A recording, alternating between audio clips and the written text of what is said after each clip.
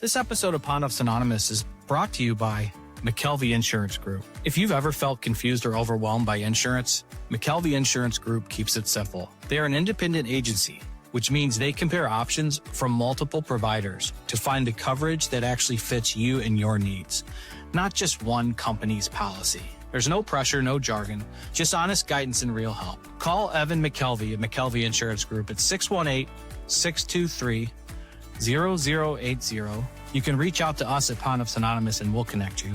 Or visit their website at mckelveyins.com. That's McKelveyins.com. We couldn't produce this show without them. This episode of Pondoff's Anonymous is brought to you by Light Source. What do we need when we're in the dark? Sometimes it's simply just a light source. Yeah. I'll react if I had to. Put some things in the past too, and don't let them distract you, but react if you have to. Yeah. I'll react if I had to. Put some things in the past too, and don't let them distract you, but react if you have to. Yeah. React if you have to. Yeah. Don't know the time, but just know that I'm, one of a kind, What's on your mind, What hard to find, Beautiful mind, Still in my prime, Just know that I'm here. You ready, John? Yeah, I'm good to go. What's up? Legit, what's up? Hey, nothing. Turning my alarm off. Yeah, me do not disturb everything. How? If you turn your alarm off. I already took them. Oh, early. Yeah. All right. You're going to get some sleep tonight, so we're off a little earlier. Well, it's not like I'm taking my Adderall at 6 p.m. Oh, I thought that's... Oh. Your other pills. More important ones. Got it. Yeah. Yeah. I have to pick those up later. Godspeed. From the... Thank you. I take my medication at 9 a.m. and 6 p.m. And so routinely on this show, my alarm will go off because we start at 5:30. Ah, got it. So we're And a few months to no in. problem. It's and- to no inconvenience. We want our want Zoe. people to be medicated. Absolutely. If Yeah. anyone wants to Yeah, sponsor got it. the alarm, that's also still an Sure. option. Yeah. It could be a running bit on the show, though, you know. I a 6 little bit p.m. think alarm. it is. Yeah. Yeah, I yeah. unfortunately. Little segment, yeah. Unintentionally. We do need a sponsor for that alarm. That'd be great. We just need a couple sponsors. They could sponsor just about anything. Yeah. We'll take them at this point. We're whores. Hold on. I just got a text from Fingers. Oh, That's Chris. a hell of a nickname. Is he your bookie? Yeah. Ex-bookie. Okay, there you go. He was never going to be a texter, and now he figured out how to text. Well, with a name like Fingers, you might as well be. They come through quite a bit. My mom figured out how to text and harasses me in a whole You know what I different mean? way now. Yeah, I wish she never would have. I love her to death. But emojis included or no, no? it's every once in a while, but she texts in thoughts. So it's not like putting like a paragraph together, but she'll ask me 16 questions in like 25 text Oh, messages perfect. somehow. So it's just my phone is just ding, ding, ding. And, you know. That's impressive. Yeah. That would trigger Zoe. Oh, it triggers me. Well, you it's know. also how I text. Like if I am really bad about if I type too much, then I'll start rethinking it and then I'll never send anything. And then I have, oh, how come you never answer the phone? So I just like rapid fire, boom, boom, boom, boom, 4 thoughts, then I'm out. Yeah. So I get your mom. Yeah. I understand your mom. You do really well with the reply, like right to the message Oh, the thread. feature. The Yeah. thread. I like Threads and- that too. God, Yeah. it keeps everything so. Me and Jeff, it could be 6 hours removed from the conversation, and we're far beyond what we were talking about. And then my phone will start vibrating, and it's Zoe to the top of the thread. Going down. Thumbs up. So I can get laughing. a warning when they're like, hey, Cute let's emoji. blow the fuck up out of our group chat and talk about a little bit of serious stuff and mostly not. Yeah, she ignores all the stuff that's like, trying to be friends with her. Yeah. There you go. I do like I when don't I have can time. like reply to a message though and like kind of reference back where something's Yeah. at. It's always a good tie-in. Yeah. It keeps things so clean. It really does. Welcome, John. Yeah, thank you for having me on. John Nettles Yes. is here from California, but originally from St. Louis. Yeah. So born in Richmond, Virginia. Actually, funny story. I was adopted when I was a few days old. So adopted. Congratulations, yeah. brother. Oh yeah. This is an adoption table. Oh hell yeah. Zoe is Yes. proudly adopted. Love that. Proudly adopted. Shout out. Do I need I'll name? speak for Charlie. He's proudly adopted. That's my son. You can take it from me. You might get a different answer, but Yeah, but adopted when I was a few days old. Spent the first few years of my life in Boston, but like raised in St. Louis. Like all my memories are here. But yeah, live in California now. Went out there to get sober and never left. Nice. interesting. Yeah. We'll get to the California reputation soon because I want to break. There's the myth going on now. I mean, we can talk about it now. We're not a super linear show. Yeah. But California's got some people call it the new Florida, and like that Florida's cleaned up its act, and now California's got some problems. What are your thoughts on that? I mean, I think there's bad actors everywhere. Sure. Right. Agreed. And wherever the treatment market is like oversaturated, you're going to have people who take advantage of that, right? Mm-hmm. And who can hide amongst the masses. And we see that in California, right? I'm very grateful that my first experience going to treatment in California is I landed at the facility I now work at. Nice. Right. But yeah, I mean, we hear horror stories all the time, and we get calls of people who have been body brokered in horrible situations, who get on a flight with false promises, get out to California. Mm-hmm. They're paying people to get high, and they really want to be sober, and then they have to come to a program like ours. Yeah, I mean, it's tough because you get people who are in their mid-20s or mid-30s that don't want to do that, right? Mm-hmm. But then you also get 18, 19-year-old kids who for a few $100 will do anything. They're addicts, right? Right. Yeah, and you're taking advantage of these people who might be able to get sober if they get in the right community, but if they get around the wrong community, they're off to the races once again. And right? I can imagine the vulnerability too. If you're a young addict, you go out to California from somewhere like St. Louis. Right. Mhm. Now you if you don't cling to your crowd, whatever the crowd that is, you're lonely and you have nothing because you're far away from home. So I've heard you end up making family and sometimes with the wrong folks. And but- people get caught in that cycle too, because you go someplace, they bill your insurance for 30 days, right? And then at the end of the 30 days, they give you $1,000, $2,000 check that they collected from insurance. They pay you to go get high for a week or two, and then you go back through the cycle. It's really, really Whoa. fucking sad. That's what the whole body brokering scheme Okay. is. I was going to try to use context clues, but Yeah. ask, please. Yeah, there's a Netflix because if you're documentary, thinking it, yeah. people that are listening are thinking about it. Yeah. I just didn't want to get too heavy on the Q&A. Yeah. By Oh, no God. means. Fuck. And I asked her on the way here. I said, there's a conference call talking about the nonprofit. I said, it's kind of a listen only. And she's like, what do you mean? I go, well, sometimes you can come in hot with the Q&A. This is more of a listen only. And maybe I should have worded that better. That was kind of, I was trying Anyway. to overcoach. So here, body brokering. Thank you. Q&A. Yeah, and by no means am I an expert on it, right? It kind of, there's a Netflix documentary that I was actually talking with a colleague about today that I haven't watched, but it's a scheme that people do is they start up a treatment program. They pay clients a percentage of the insurance money they collect to keep getting high so they can keep going back through treatment. It keeps people sick. I think it It's terrible. started in Florida. That's It did start fucked in up. Florida, yeah.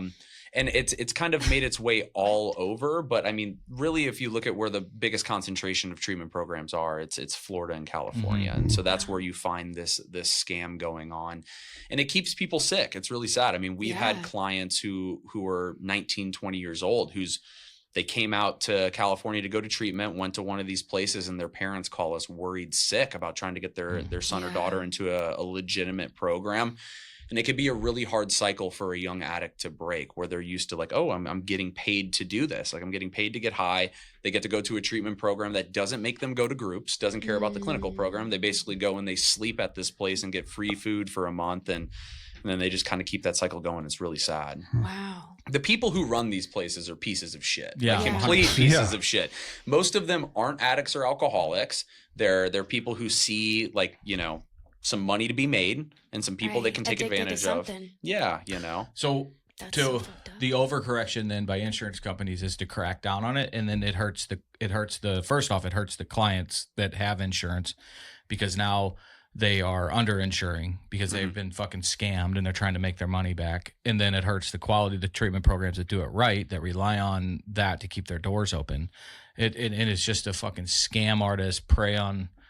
You hear people that do it to the elderly, doing it to addicts is like doing it to babies, and we're all, that's how we are when we're addicts, and we're fucking, and I say babies because we're vulnerable. We're the most vulnerable, just like the elderly are that have lost mental capacities, and you hear about the nursing homes that are criminal or the ones that are quality, and the ones that are quality now are so expensive because they have to separate from. Yeah.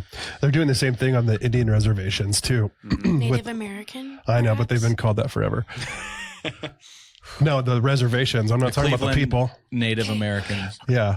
No, they've been doing that. And I mean, how often are they going to fuck those people over? You know what I mean? And they're doing it with the government money so that they feel like they're not taking from these This people. is a line from The Sopranos that Christopher Columbus is a hero in this studio. I love the Sopranos reference. My whole Really, life. like best TV show ever. Yeah, it's really sad what they're doing to take advantage of people. And like you said, babies. A lot of these addicts and alcoholics who get caught up in the scheme are quite literally babies in the grand scheme of life. Easy to be taken They're- advantage of. They're We're 18, desperate. 19 years Right. old, and they're drug addicts, and their brains aren't fully developed, right? And it's really tough to see. I do like to say there are a lot of quality programs in California, though. Great aftercare programs, great detox res programs. It's about finding the right ones, And right? I'm grateful to have connected with you because, and I'm not just saying that because you're sitting here. Some mutual friends have connected us.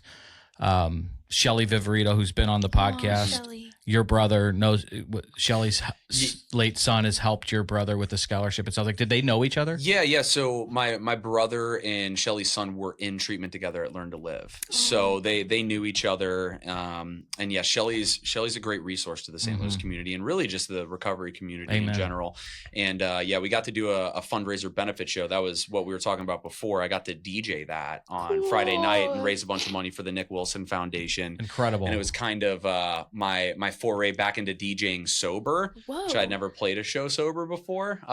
There's all kinds of God shit in this. Yeah. It was really cool. And, me and my buddy Clayton, he now runs a promotion company called Downright Entertainment. And they just had I think it was in the STL Today magazine, an article about their event they do called First One's Free, which is like a play on drug culture too. Yeah, Yeah. But it's a fundraiser event they do once a month where they donate money.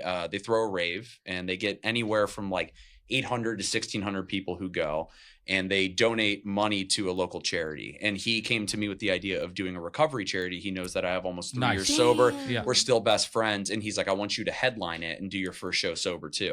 And it was fucking awesome. That's we broke a bunch so of records and stuff. That's incredible, it was John. really cool. Awesome. Wait, So, where was this? it was at Mississippi Underground, I'm which is fucking screaming. so my buddy Julian owns that venue and he's Really? involved with it too. Yeah. We're like kind of like the old school, I wouldn't say old school ravers because those people are in their 50s and Right. stuff now, but we were a big part of the St. Louis electronic music scene as it came up in like the 2010s. And now we were all once attendees at these shows and now all of us Just kind of rolling working balls. it. And yeah. Oh, of Fucking course. mollied out. Yeah. Rolling balls, doing coke, selling coke. And then we started a music promotion company that's now defunct called Unknown Frequency. Me and my buddy Clayton, he now has his own thing Same called Clayton? Downright. Yeah, same Okay. Clayton. He has his own thing called Downright Entertainment. And it's huge. I mean, they're throwing a festival at Astro Valley Park this is fall, cool but as they do a lot of good All stuff. EDM? Yeah, all EDM. I mean, they get some hip hop acts. I mean, the Okay. festival's going to have like the Disco Biscuits and stuff I'm at it too. screaming. So if you're a jam band Is this your person- shit? Yeah, like he's like back to back to back to back. Yeah, and Sound Sound Tribe Sector 9's playing too, which I used to follow them around. But they do a lot for the community and giving back. I mean, they've donated to, animal foundations, and they do it once a month. So the goal now is we're going to do one that's for recovery once a year. That's cool as hell. There was a big response from the community too. I mean, they sold. They do this thing where they sell tickets, but it's just free RSVPs online to gauge how many people are coming, right? Yeah. You can make donations online and at the door. And they broke records with how many RSVPs they had before we even opened doors. And it was That's more than any awesome. other event. So the response from the community, especially in the EDM community, everybody knows somebody who's overdosed or lost somebody Has to to. overdose, or they're struggling themselves, even with just mental health. And so the response from the community was huge, right? I even did a little spiel on the mic during my set and people went crazy about mental health, right? That like gives me fucking goosebumps for the just thank God the community is seeing us and the response. I feel that way on Wednesday nights at Underground, that when people keep showing up, I'm like, damn, man, the stigma's coming down a little bit and people are starting to be more honest with themselves, with how their life's been impacted by the disease of addiction or any type of chronic mental health diagnosis. So how cool, man. I'm really grateful and proud of the community for stepping up. I think that's great. What's your DJ? Like, what's your project name under? Just Nettles, my last name. Okay. That was the cool thing in like the 2010s, was just go by your last name, but it's Nettles with a 3. Okay, I had to yeah. get a little bit edgy there, you know. Yeah. But yeah, that was always the Should have been DJ a dollar moniker. sign. Yeah, that would have been pretty sick too. Yeah. So funny EDM story. Eric recently got married. His bachelor party. Eric, we talked about on the CEO of IRC. He was just at Underground sharing his story, and his bachelor party was in Vegas. A bunch of sober guys went to Vegas for his bachelor party, which was expensive because all we did was gamble and eat really good food. I'm sure. We ate great. Some of them may have wandered over to the Spearmint Rhino. I wouldn't know anything about that. Actually, I was there, and I told the girls I was a pastor, thinking that maybe they'd give me a little space, and turned them the fuck on. They were all on me like stink on shit. If I would have had a collar on, oh boy, would have got a discount. But anyway, it was during, they had a big fucking EDM festival at the NASCAR track in Vegas. Oh, EDC probably. Yeah, all right. And we were at the Aria, and girls were walking around. We get there, it's 4:00. We go into the elevator, and there's one girl just completely passed out in like Oh my God. I feel horrible for her. String bikini, like a fishnet coverall. Why wear it? Completely passed out. She had a friend for the with her. vibes. For the vibes. Yeah. Sure. You wouldn't get it. I like felt horrible. So the one girl's like, "We need more Adderall. We need more Adderall." I'm like, "You guys don't need more anything." And like coincidentally, the 4 of us own and operate a treatment center in Southern Illinois. Here's our card. It was something else. The folks walking around Vegas during this festival, just fucking wasted, wearing next to nothing. The girls and the guys wearing next to nothing, just straight up confidence. God It's bless. rave culture. It's like you could fucking touch the sexual assault in the air. It was so it was horrible. I remember calling Ashley, and I'm like, "Yeah, you I'm glad you're not out here. You'd be." She's got these like Mother Teresa, prudy kind of dorky vibes. God bless my wife, but she was like, "Chris, there's just nothing life-giving about Las Vegas." Oh my God, I love you, Ashley. Yeah, so she would have been like, that shit. She says makes her want to just go be with Jesus. Vegas sober's a different. I went to a concert there when I had about a year sober. Sphere? Yeah, not the Sphere. I went to a Pretty Light show, which is like my all-time favorite. But it was at the MGM, and it was a lot different than my times there in addiction. I got kicked off a plane coming home from Vegas one time when I was in addiction. So they call it like a code 8 trip. or something. Happened to Screech. Yeah, it's not a fun experience. Like I was on the plane, hungover as shit off a 4-day bender. I was there for a bachelor party. And I passed out too early. I was like drinking at the airport, took a Xanax. I'm like, I'm going to time travel, wake up. It'll be my birthday in St. Louis. And I woke up to 2 police officers like, "Yo, come with us," and kicked me off the plane. Oh, Lord. But they were like, Well, you were on because wait a second. This happened. This wasn't 22, was it? no, it might. What airline? It was Southwest. Were you on the? No, there was. I was like, were He's you on the triggered. flight? Something's happened. No, we were getting a connection out of Vegas, coming home from Southern Cal, Southwest. Then we had to go to Louisville and then Baltimore before getting back to St. Louis to do the Southwest Shuffle. But we were at the gate, and there was a guy just completely fell out, and I ended up getting the gate agent to be like, "Do you guys need to give this guy some fucking Narcan? This wasn't you." No, I didn't fall out. So I got on God, that the would have plane. been incredible. That would have been a crazy story. No, I got on the plane. I just passed out, and so like I wasn't like beside myself or anything. But yeah, the cops woke me up, and I guess the stewardess didn't like that I was passed out in the aisle. Fucking Vegas. Yeah, right. I'm like, I'm on the way home. Your guys are getting rid of the problem right now.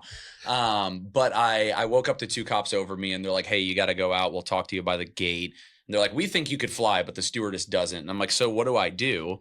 They're like, "Well, you can't hang out here. You can fly in 24 hours again." So I just went to the Luxor and got fucked up for another 24 hours. Damn. And then when I got back on the plane, I just waited till it was in the air to fall asleep. So, nothing was really accomplished there. If anybody's listening, Yeah.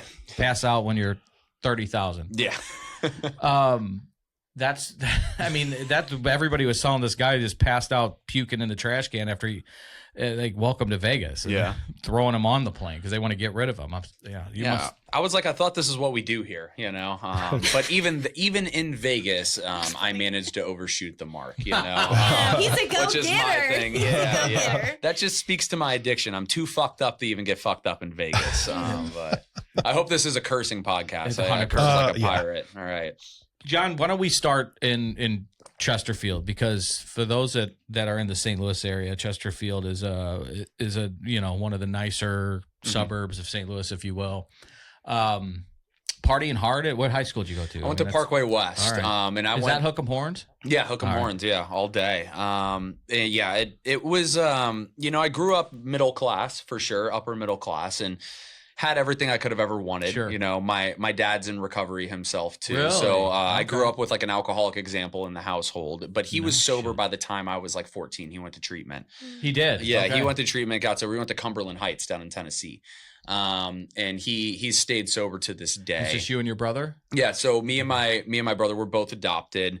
I always say my first addiction was to attention, and when we adopted him when I was 5, like I didn't know what the fuck to do with myself. So I started acting out in school, started getting the talks out of turn, all that stuff. I didn't really start using until I was like 13, and it was first thing was smoking some pot out in the forest, and I remember I hated the way that it made me feel, but it made me feel different. Kids getting after it at Parkway? What's crazy is Parkway School District, rampant with drug use, right? Less Parkway West. We would always joke that the Parkway South kids, those are the ones like if you want to get loaded, you hang out with them, right? All right. But I mean, I grew up playing sports, so I was around a good community of people, but I just like to do hood rat shit with my hood rat friends, What's your game? I played football and hockey. So right. yeah, that was my thing growing up. And, but as soon as drugs and alcohol got introduced, I didn't give a fuck about that anymore. Like I was a all-star middle school athlete. Who'd you skate for? I played at Queenie. All right. Back in the day, I played roller hockey mainly. So never made the transition to ice. But nobody's perfect. Yeah, Team Blast was big back in the day. That was like the thing. I never made it on that team, but they were like the select team everyone wanted to be on. I grew up on the ice. But two guys that same age that really made it. Cam started playing with roller hockey, and so did Patty Maroon, and he's got Mr. 3 Cup. Yeah. So.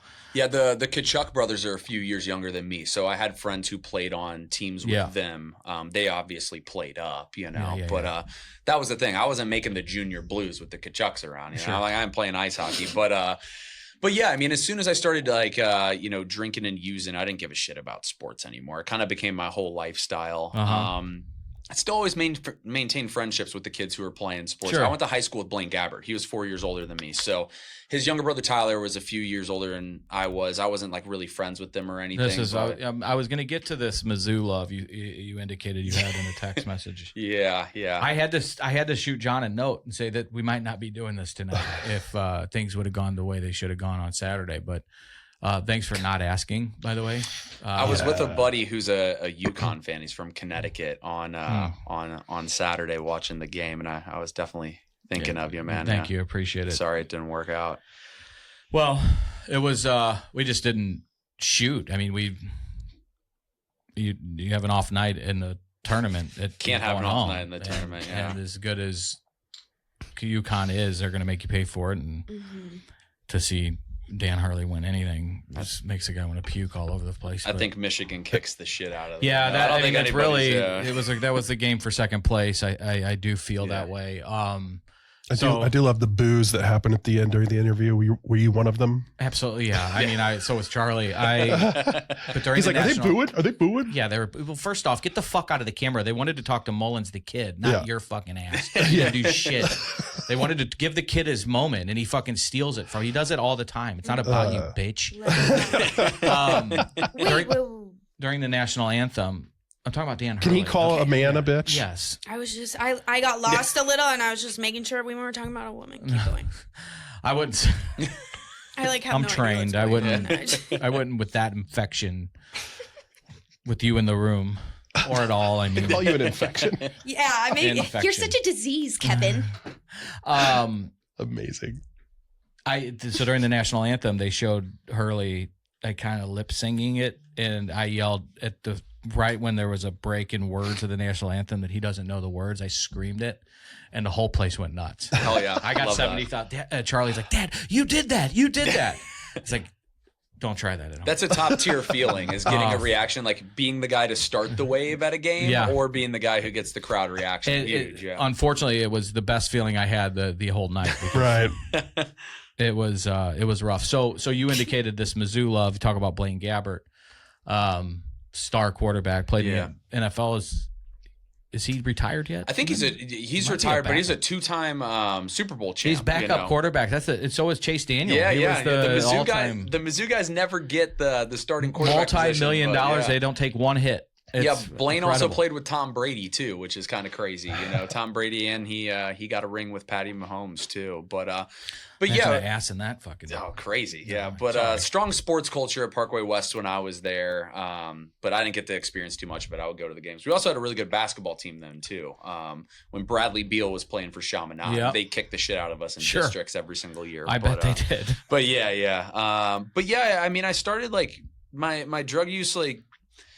There's weed a was lot your of, gateway? Yeah, weed was, I would say gateway, but I mean, we were drinking beer, warm Budweisers. Right. Out there, everybody's got a fields. fridge in the Yummy. garage. So we would go drink fridge. garage shopping. Fridge. Yeah. So we would go sneak into people's garages that would leave them open Oh my God. that you could pull up, which now looking back, we could have gotten fucking shot Yeah. by somebody. But Yeah. we would go in there, we'd steal warm Budweisers, maybe get a pack of Marlboro Reds from someone's older brother and go out in the woods and be drinking warm Budweisers, Bud Heavies. That's redneck. That's hunting. I was gonna say that sounds more like where I'm from than That's a MAGA hunter. It was a vibe for sure, and you might get shot. I remember hating everything the first time I tried it. Like first Budweiser, I'm like, this tastes like shit, but I wanted to do it because it made me feel cool. Sure. Yeah. Same with weed. Like it just gave me a head change, but not a head change I liked. But then I was like obsessive with smoking weed every day. Oh. So from the get go, from being 13, I was like trying to smoke weed every single day if possible, and I ended up enjoying it after a while. Right. I always tell people, like, I remember my first drunk was at Mizzou. I drank a whole bottle of peach Burnett's in a night at this frat party. As a high schooler? I was like 15 years old. My buddy Brian, that makes me want to throw up. Just like a peach. Vodka? Yeah, vodka. But Burnett's. I love peaches. I didn't eat peaches for like 10 years after that. It just Right, fucked me up. But I passed out my own puke, which most people would be like, oh, I never want to do that again. Oh, Southern Comfort or fucking 151 too. Ugh. Yeah, mine's hot damn. I can't do. What the hell's hot damn? It's like a pussy cinnamon Is it schnapps. like It's is it like a disgusting. Fireball type thing? but it's it's not- gross. it- It's it not doesn't even as have bad as Fireball. It's like 30 proof. It's like still a disgusting. liqueur. I can't eat Big Red. Chew Big Red gum anymore. See, that happened to fucking me on crazy. Goldschlager at Shenanigans when I was 17. I drank just fucking hammering shots of Goldschlager because they told you the gold flakes would nick the back of your throat. Get And you more alcohol, drunk. yeah. But they just got me fucked up, and that's like 80 proof. And I was puking that night. Went to high school,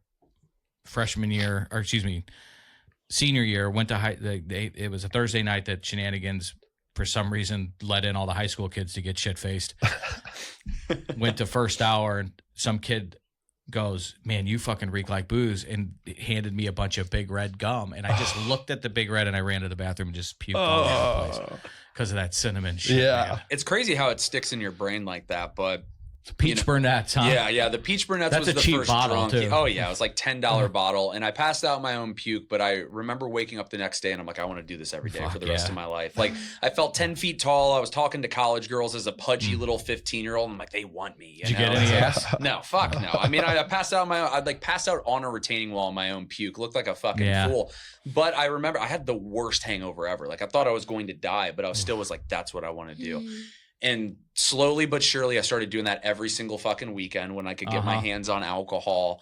And I had this buddy, he would throw these crazy house parties with like 100 people out in West County. And, we would drink, and he was my best friend. So we would go to these house parties. We were like royalty, passing around, bottles of alcohol.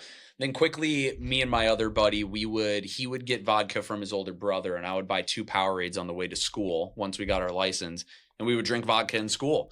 And he also had this Altoids can that his brother would give him little pills in. Yeah. And we called it a party pack. And it would just be random fucking pills. Like uppers, downers, sidewinders, like all everything from in between. So we would just take whatever was Tuesday for available. Zoe. And that Hey, Yeah. you're welcome, by the way. Fuck you. That lifestyle landed me in my first treatment program when I was 16. My parents found some hydrocodone in my room, and they were like freaked the fuck out. And I wasn't a full-blown addict yet, but I hit my first like boy cried wolf. I'm like, I'm addicted to these. I don't know what to do. They sent me to a program called Edgewood. Are you guys familiar with Edgewood? I am. Yeah. So it's, adolescent treatment's completely different. I had to go there against my own will. They lock you in. You can't leave. What campus? It was by Mercy over off Clarkson Road, which I think is Olive by that point. But yeah, it was like right next to the hospital over there. And all that program really did for me. I mean, the first few hours of the day, you do your schoolwork. They give you like a substance abuse class or two. But I met a bunch of other people who were doing drugs the way I was. And those became my friends. And I was off to the fucking races after that. And they also, too, they sent me to a psychiatrist who prescribed me Ambien and Xanax. It's Jesus Christ. So I was also on Adderall for ADHD. What the so fuck? I'm taking 30 milligrams of Adderall a day as a 16-year-old. I've got a Xanax prescription. I'm taking Ambien to go to sleep. Wow. So I had a legal speedball. I was good to go. You know? God. That is It was fucking nuts. criminal. Yeah, right? And I don't So think the treatment program knew that psychiatrist was going to give me that. But I mean, as you guys have probably done in addiction, I saw the psychiatrist for 10 minutes and he wrote me these scripts, right? He didn't get to know me as a person. They go fast. Yeah, he just, okay, here, you got generalized anxiety disorder, insomnia, take this. And at They don't first, even give you a test to see if you're lying to them. no, they didn't give a shit at all. He was like, get this guy out of my fucking office. And I would go back and have an appointment with him every 3 months. He'd meet with me for 5 minutes. I'd be like, it's not working the same. And they'd up the prescription. You know? And you didn't have to piss test or anything to get. Fuck no. The fuck no. They didn't give a shit. Fucking wild. And that worked for a little bit. I mean, I would take the Xanax as prescribed at first, but Xanax became my newfound love. Yep. And I always tell people my holy trinity for substances is Xanax, cocaine, and booze all at the same time. That's what got me to That'll where fuck I up wanted to be. 2007 in Talladega. Let me tell you that. Oh yeah, it was like that's where I Screech. felt the best. I mean, I had trouble with every single substance under the sun. But yeah, that's what started when my addiction started to get fucking dark. And I had to do an alternative program to graduate high school because I started skipping school so much that my grades were just right there to where I was able to graduate. But our principal's like, you haven't been to enough days of school to legally graduate. So I did something called Missouri Options. They gave me a diploma and I graduated 3 months earlier than all my friends. So they're going to fucking high school. I'm hanging out with the older kids doing drugs. And that's kind of how it started. Yeah. Yeah, because you graduated quote unquote early. Yeah, so I graduated with a Parkway School District diploma, not from my individual high school. Oh.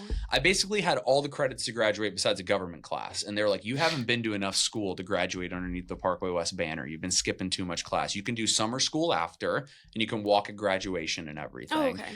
But you're going to have to walk with the juniors underneath you. And I'm like, fuck that. I'm like, I'm not doing Also, the that. following Yeah, the summer school and then following the year. following Okay. spring. Yeah, then the following spring I could walk, but I would graduate that summer. And I'm like, I'm not fucking doing that. And so I went to like the school district, like the district building, and I did an online government class, and they graduated me 2 months early with the diploma. So that that was the nail in the coffin for me because I went to the same elementary school, middle school, and high school with all the same kids. And now I'm like labeled as the druggie. Yeah. Like John couldn't even fucking get high school together. And I'm still really good friends with most of my friends from high school. I didn't really burn those relationships to the ground, but I mean, they're all going off to college and I'm not. And so I'm like, okay, I'll do community college, and my buddies are all going to Mizzou and shit. And I just kind of found those. Would you Merrimack at the classes or anything? I literally showed up to Wildwood, like St. Louis Community College, Wildwood. Showed up, enrolled in classes, went to one class, never fucking went again. And then I ended up moving down to Mizzou, and I was going to go to Moberly Community College there, but then I just started selling drugs, and I was running Xanax back and forth down I-70 with pounds of weed and selling, and that was paying for my rent. So you're just dealing in Columbia. Yeah. And I would spend like 4 nights out of the week there and then come back to St. Louis and party here. And then I got really into Oxy, and it was pretty scary. I mean, and that whole situation of like ramping up my drug use led to my first inpatient treatment program when I was 18. I went to Sierra Tucson in Arizona. And I went to my parents. I went to music festivals for a whole summer. I came back and I was like 160 pounds, super skinny. Like my parents, you look like shit. That was the second boy who cried wolf. And I was like, I feel like I don't have purpose. I don't want to kill myself, but I don't want to live. I didn't mean any of it. I just wanted my parents off my back. And my dad doing what he thought was best was like he found a great program for me to go to. And I went to that program. I was loaded on the way home, brought a girl with me back from fucking treatment, showed up at my parents' house with one of the girls I was in treatment with. And my parents were like, what the fuck? Well, is were you wrong just with straight you? up like bullshitting them, saying that this is my new start? Yeah, of course. You know, it's like get the parents. I'll say what I'm the type of addict or alcoholic. It's like when my back's against the wall, I will say anything to get you off of my back and get out of this. And that's just kind of how I operated, you know? Well, I think that's how like the addiction, that's how the disease operates. For like, sure. It's like, For sure. Yeah, I mean, absolutely. The thought of so hard. leaving, you know, a treatment center at that age, and you get out after 30 days, and the first thing you think about is, okay, was it I checked this box, now I'm ready to get high? And I think what it was for me is when you could have hooked me up to a lie detector when I went in there, and I had the best intentions. Like, you know, I had been, they talk about it in the book as like beaten into a state of reasonableness, but that window was very short, you know, like I was like, okay, I'll do whatever it takes. But as soon as I get on the plane there, I'm already like, I'm not really an alcoholic. I'm 20 years old. Like, I can't be an alcoholic. Like, I can drink normally one day. I was obsessed with that. Just the rest of your life is a really long fucking time. It's at a 20 tall years old. fucking order, Yeah. you know? And I'm involved. I'm a DJ and I've got all this shit going on. I'm like, if I can just find a way to drink like normal people, then I won't do coke. I won't do pills. Everything will be fine. Like, I would get very specific about a certain substance as being my problem. Like, I'm taking too much acid. If I stop doing hallucinogens, then everything else will level out. My mental health will be fine. But I had the best intentions, right? But when I got in the middle of that treatment program, I met a few girls there, and I'm like chasing the girls around the program instead of going to groups and shit. And I was just too immature. I wasn't ready to change. And I got out of there, and I did not have the best intentions by that point. I brought a girl back with me, and I was using on the plane on the way home. And Was she? Yeah, I mean, she had a Tramadol script. I had a Xanax, so we were like a match made in heaven on the plane. We're taking drinks and shit. And How are they? I mean, how are you? They're still filling your Xanax. yeah, I mean, there's just no oversight when it comes to that stuff. And I went to that program and I told them that Xanax wasn't my problem, right? I'd lied. But they believed it. Like, what the fuck are they I don't know if I doing? was just manipulative enough that I was just like convincing them that it was psychedelics that I was there for. But I mean, now working for a treatment program, so if a 20-year-old comes in and says, yeah, I'm fucking taking this much Xanax, but I'm not hooked on it. We don't discharge anybody with controlled substances. No. So it's like I'm not trying to shit on the but like, just you nailed it. Like, if somebody told you that, you're like, you're fucking lying to me. Of course. Like, because you know why? This is what you said in the parking lot, and this is what I want to make sure, because we kind of moved on from the California thing. In your recovery center, what's the name of it? Refine Recovery. Refine Recovery. You told me out there, you're like, you know, the thing I love about it is it's it's owner operated. Operated. All of our owners worked for shitty treatment programs, and most of them are in recovery. And most of them are in recovery. One of them's a PsyD. Like, we have like I call them like the Avengers of recovery out there. Like, they built this awesome fucking team where everybody's really good at their respective departments, right? Like, perfect. We have a guy who's amazing at business development. He's worked for every treatment program and he knows the ins and outs of the industry. We have a PsyD who built our clinical program. Our admissions director, who's a part owner, has been doing admissions for 10 years working with families. So we have all of these like super team of people, but it was very apparent from the first moment I spoke with somebody there when I was going there as a client that they did things differently. I was talking with one of the owners on the phone. He's the one who like got me out there. And when I showed up there, he was the first person I met, and he brought me a plate of shrimp scampi and like did my intake, right? And we pride ourselves on that, because without that human connection, when you go to a giant treatment conglomerate that's owned by one of these huge venture capitalists, private equity, they don't give a fuck about you. I never met a single person I talked to on the phone. You're an Excel spreadsheet, man. Yeah, you're a number in you're Salesforce. Like, this is it's so close to home. And why I bought into the mission here is because that's exactly how things are done here. It's you'll meet fucking Eric at the front door. You'll meet Angie, our director of admissions. We have hundreds of years of combined experience and clean time of people in recovery. So when the 20-year-old comes in and says Xanax isn't my problem, keep filling it. Yeah, we're gonna tell you to go fuck yourself. Exactly. You're not in charge here. Well, because you know what I mean. Like, that's how it works. You guys also know the the deal. You Right. know, like that's when like the addicts, when we're lying, it's when our fucking lips are moving. Of Like, course, yeah, and that was the piece that I was always missing. Right, is I didn't have anybody who is as invested in my recovery. Like I need people to drag me Yes, out sir. of the You and depths me of both. hell. Right. Like these other programs, I was a number there. And also they would have like 100 or so clients at a time, right? Bingo. Like it's very easy for a manipulative addict alcoholic like me to fall through the cracks.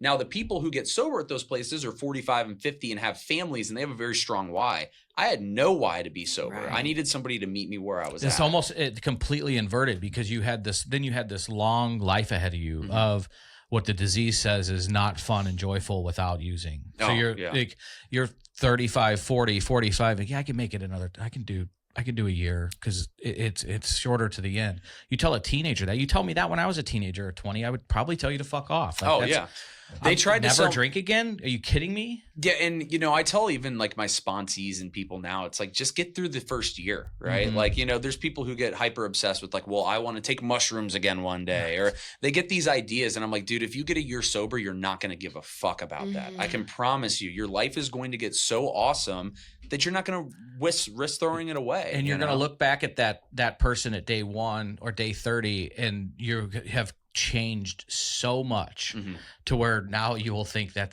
is the worst idea. You don't even want to do that. It doesn't even interest you. For sure. My sponsor, he's got this awesome analogy that I love, that it's like addiction's like a funnel. Like when you first start using drugs and alcohol, it's big, right? Okay. And then slowly it gets smaller and smaller and smaller until it's just you at the fucking bottom. And when you get sober, alone. you're at the bottom of that funnel. If you don't make your life fucking awesome and big again, you're going to use, right? Sure. So I tell people in like that that. first year of sobriety, build an awesome life, build something worth staying sober for. Sure. Find a passion, Relationships, find some purpose. yeah. Fucking Friendships. Yeah. find something fun to do. I mean, I have a buddy out in California. He owns a nonprofit called Waves of Recovery that takes newly sober people out surfing. Wait, that's And, cool as it's fucking fuck. sick. Yeah. Because Wait. he's an awesome dude. His name's Chris Kirby. He's like a legend in the treatment space out there. But he's got over a decade of sobriety, and he started this because he's a huge Where's he surfer. surfing? Huntington? Fucking all over. I mean, they do Malibu. They do these like sober surf days where you just go out there if you're an addict, and they will give you a free fucking surf. I always lesson. kid around and tell people that Ashley was so blowing cool. surfers on Malibu God. beaches, but it's funny because she wasn't. Yeah. She was a fucking seminary student. But Seminaries. A lot That's of the why- people out there think surfers are dicks because they dominate the beach too. So it's like a big community. I have thing family that in they love. Huntington Beach. Sergeant Sausage, he's a male stripper. Wait, what? Yeah, picture me, Sergeant Sausage. chiseled, long blonde hair. Pondoffs are blessed. So There's like so many Downstairs. things that were like came out of nowhere. Like I'm not. So he was the Red Power Ranger. In what? I can't tell if this is a bit or not. Is No, this no, is he's- real? I'm not getting nasty. She always gets up and goes potty when I start getting nasty. Do you blame me? I didn't know you said Red Power Ranger, and I was like, this is- not in like an adult film. The actual Red Power Ranger. When the Red Power Ranger had his costume on, that was Mark. Oh, really? Yeah. And he was a fucking stripper in sick. Vegas. He wore the whole marine camos. And that's why they called him Sergeant Sausage. Was his stage name. The Pondoffs are hung. I don't know what to tell That's you guys. fucking amazing. That's See, an and amazing like I could have story. been in the bathroom while he said the Pondoffs are hung. Clip that. The family motto is Pondoff Strong. Yeah, love that, dude. Love that. So, but they live in Huntington Beach. He's, I have gotten fucked up at hurricanes before. I love Huntington Beach, even sober. It's a pretty cool town. Newport is a little too fucking uppity. It's a little too Yeah, I don't ritzy have- for you. It's like the Clayton of I can't get- of California. For I sure. can't get my yacht in the Balboa Bay Club. They've in got good Newport. recovery down there though too. It's crazy. In Newport? Yeah, they've got some solid Interesting. meetings down in they call it the South Bay, right? So yeah, I want to get out there. Ashley's got family there. It's where she's from. I have family there, so we do get out there often. We've doing some work right now with her best friend Victory, who's been on the podcast. Her dad was he probably died from his alcoholism, Vietnam vet, PTSD, major stunt coordinator in Hollywood, like his IMDb. I didn't even realize it. Jeff was looking at it while we were talking to her. Like he did stunts for Under Siege. He's got a huge. And then when he died at the Oscars, they showed his picture in memoriam or whatever it's called. Oh shit! So he's a big deal. Yeah. So and Victory downplayed that for the 10 years I fucking known her. I'm like, Jesus, this is incredible. Yeah. That could have got me on set. Yeah. You know, I always ask her to introduce me to my soap stars. I'm a big Young and the Restless, Bold and the Beautiful guy, John. So Yeah, my mom's General Hospital. Yeah, they fucking always clean up an award season. It pisses me off. The daytime Emmys. I took her to there's like what's the guy's name? Stone something, who's like the lead actor of it. They did a comedy night at I think it was Helium. Was she like fawning? Oh Like, yeah, it was me and a bunch of like pre-menopause women in this fucking like comedy show place, and it was incredible for sure. Yeah, we're gonna come visit, but when you do come, we'll have you on the podcast. I'd love to. So talking about this guy that I would never in my life surf. I'm not super buoyant with my physique. I'm top heavy too. Yeah. I'm like a lawn dart. I just go straight into the water. And I have too many people are coming up with missing an arm or a leg from the sharks out there. So I'm a big pussy when it comes to that. But I mean, I always wish I could be cool enough to be a fucking surfer. Me too. I'm not jacked enough for it. No, either, man. You drive up the PCH Yeah. and there's these like old Winnebago on the decked out vans, and they're camping on the beach and just fucking wetsuited, running out on their boards and living life. And I'm like, God, I wish I was that fucking cool. But I'm like the bitch that, there's sand in my feet. I got to get it off, you know? Yeah, I'm not nearly cool enough for Right. that shit either. You know, it's just, I'd be uncomfortable out there. But yeah, they do a lot of cool shit for sobriety out on the West Coast. I love that, because I'm telling you, we're breaking a false narrative right now. There's you hear the word California. They call it the new C word. California sober, and I want to get to that before. Yeah, for sure. Because we talked about that pre-show a little bit. But you're now. Are you 20? You're home from Arizona now? Yeah. So with this girl. Yeah, I come back. She was at my house for like a week. Had to call her mom, and then she like went back to Minnesota where she was from. But just all back fucked up. Yeah. She went back, and then what's your mom and dad doing during this? I mean, I think they're doing the best that they can, but they realize they can't control me, right? You know. So and they have you had mentioned your brother. He's doing good, but did they have their hands full with him? Where you just yeah. I mean, pretty much right out of high school, he started having the same problems I was having, right? And he kind of became the glaring issue, right? Yeah. Like I would still, even though I was a crazy addict, I always had a job, so I was able to hold down a job. I could keep up my appearances and everything. So I think they're like, John's just figuring it out, right? And I got my first DUI when I was 18. It actually wasn't even for alcohol. I had my prescription Xanax in my system. I was dead. I would have told you I was dead sober, but a Missouri state trooper thought different when he drew my blood. But like I started having the fun with problems things. I don't think I was like straight into problems yet, because I would like go to a treatment center, get them off my back a little bit, but then I would like get a job and I'd start doing really well. And my parents like, okay, he's okay. And I'd get an apartment and I'd start to build up this life, right? And around this time, I started getting really heavy into the DJing thing. So I'm working a job as a catering manager. And I actually was like a prep chef at CBC High School. And so I would like work these weddings with this chef at night. And then like during the day, I would like be a prep chef there. And I would also go out and DJ late at night. And I wasn't really around my parents that much, right? Sure. Like, so they knew what was going on, but I think they're like, he's just got to figure out, out of mind. he's got to figure out his own way, right? And so I did that, and really that's when the cocaine use started to get fucking crazy, was with the nightclub culture. Yeah, I mean that's a tough DJing. And then I was thinking it when you said catering. I mean, even if it's for a high school, a cousin of mine owns restaurants. It was tough. With a lot of people, back of the house folks that are now on this side that have for sure come through places like this and are doing great. But it's the cocaine fucking culture hours, and man. The drinking horrible. culture, yeah, and your night out. I mean, espresso. When I was out of treatment, I was chasing around this bartender who, liked the booger sugar a little too much, and I just couldn't compete. I'm like, the fucking espresso doesn't keep me up till 5 a.m. And cocaine allowed me to drink the way I really wanted to drink too. And then they became married to each other. But that was like, I always kind of talk about, that's when I first started drinking out of necessity. So I would like wake up in the morning at 4 a.m. after DJing until 1 a.m. So I'd go home and I'd just like close my eyes for a few hours. I'd pop an Adderall. I'd go to work, start prep cooking. I'd get off work around 2:33, and I would be so like beside myself from lack of sleep. I'd buy a few Fireball airplane bottles and I'd chug those, and I'd take like a 2-3 hour nap and then go to the bar.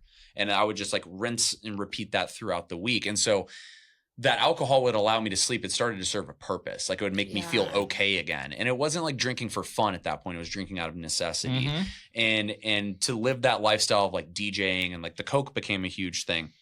And one of my best friends, I got out of the whole opiate scene when fentanyl came around. People started dropping like flies. Like it was one thing to inconspicuously like do like a 30 milligram oxy and like, you're not going to die. Like you'll get really fucked up, but there's no chance. If it's oxy. Yeah. Well, back then there was no fentanyl right. press anything. So it was like almost a safety thing. Then people couldn't afford the, $40, $50 a pill when, the whole Purdue Pharma thing collapsed and you couldn't get them anymore.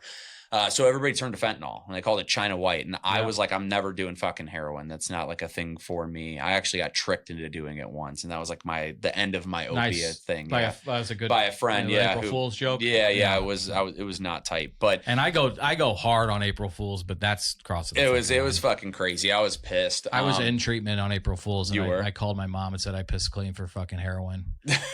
Just to get her going. How'd she react? I mean, I love piss, heart piss attack. dirty. Yeah. Piss dirty. Yeah, piss dirty. Right. But I said I popped for heroin in my piss test, and she still doesn't talk to me. No, I'm kidding. You got to keep that bit going. It was great. So I do go hard on April Fools. It's like my Christmas.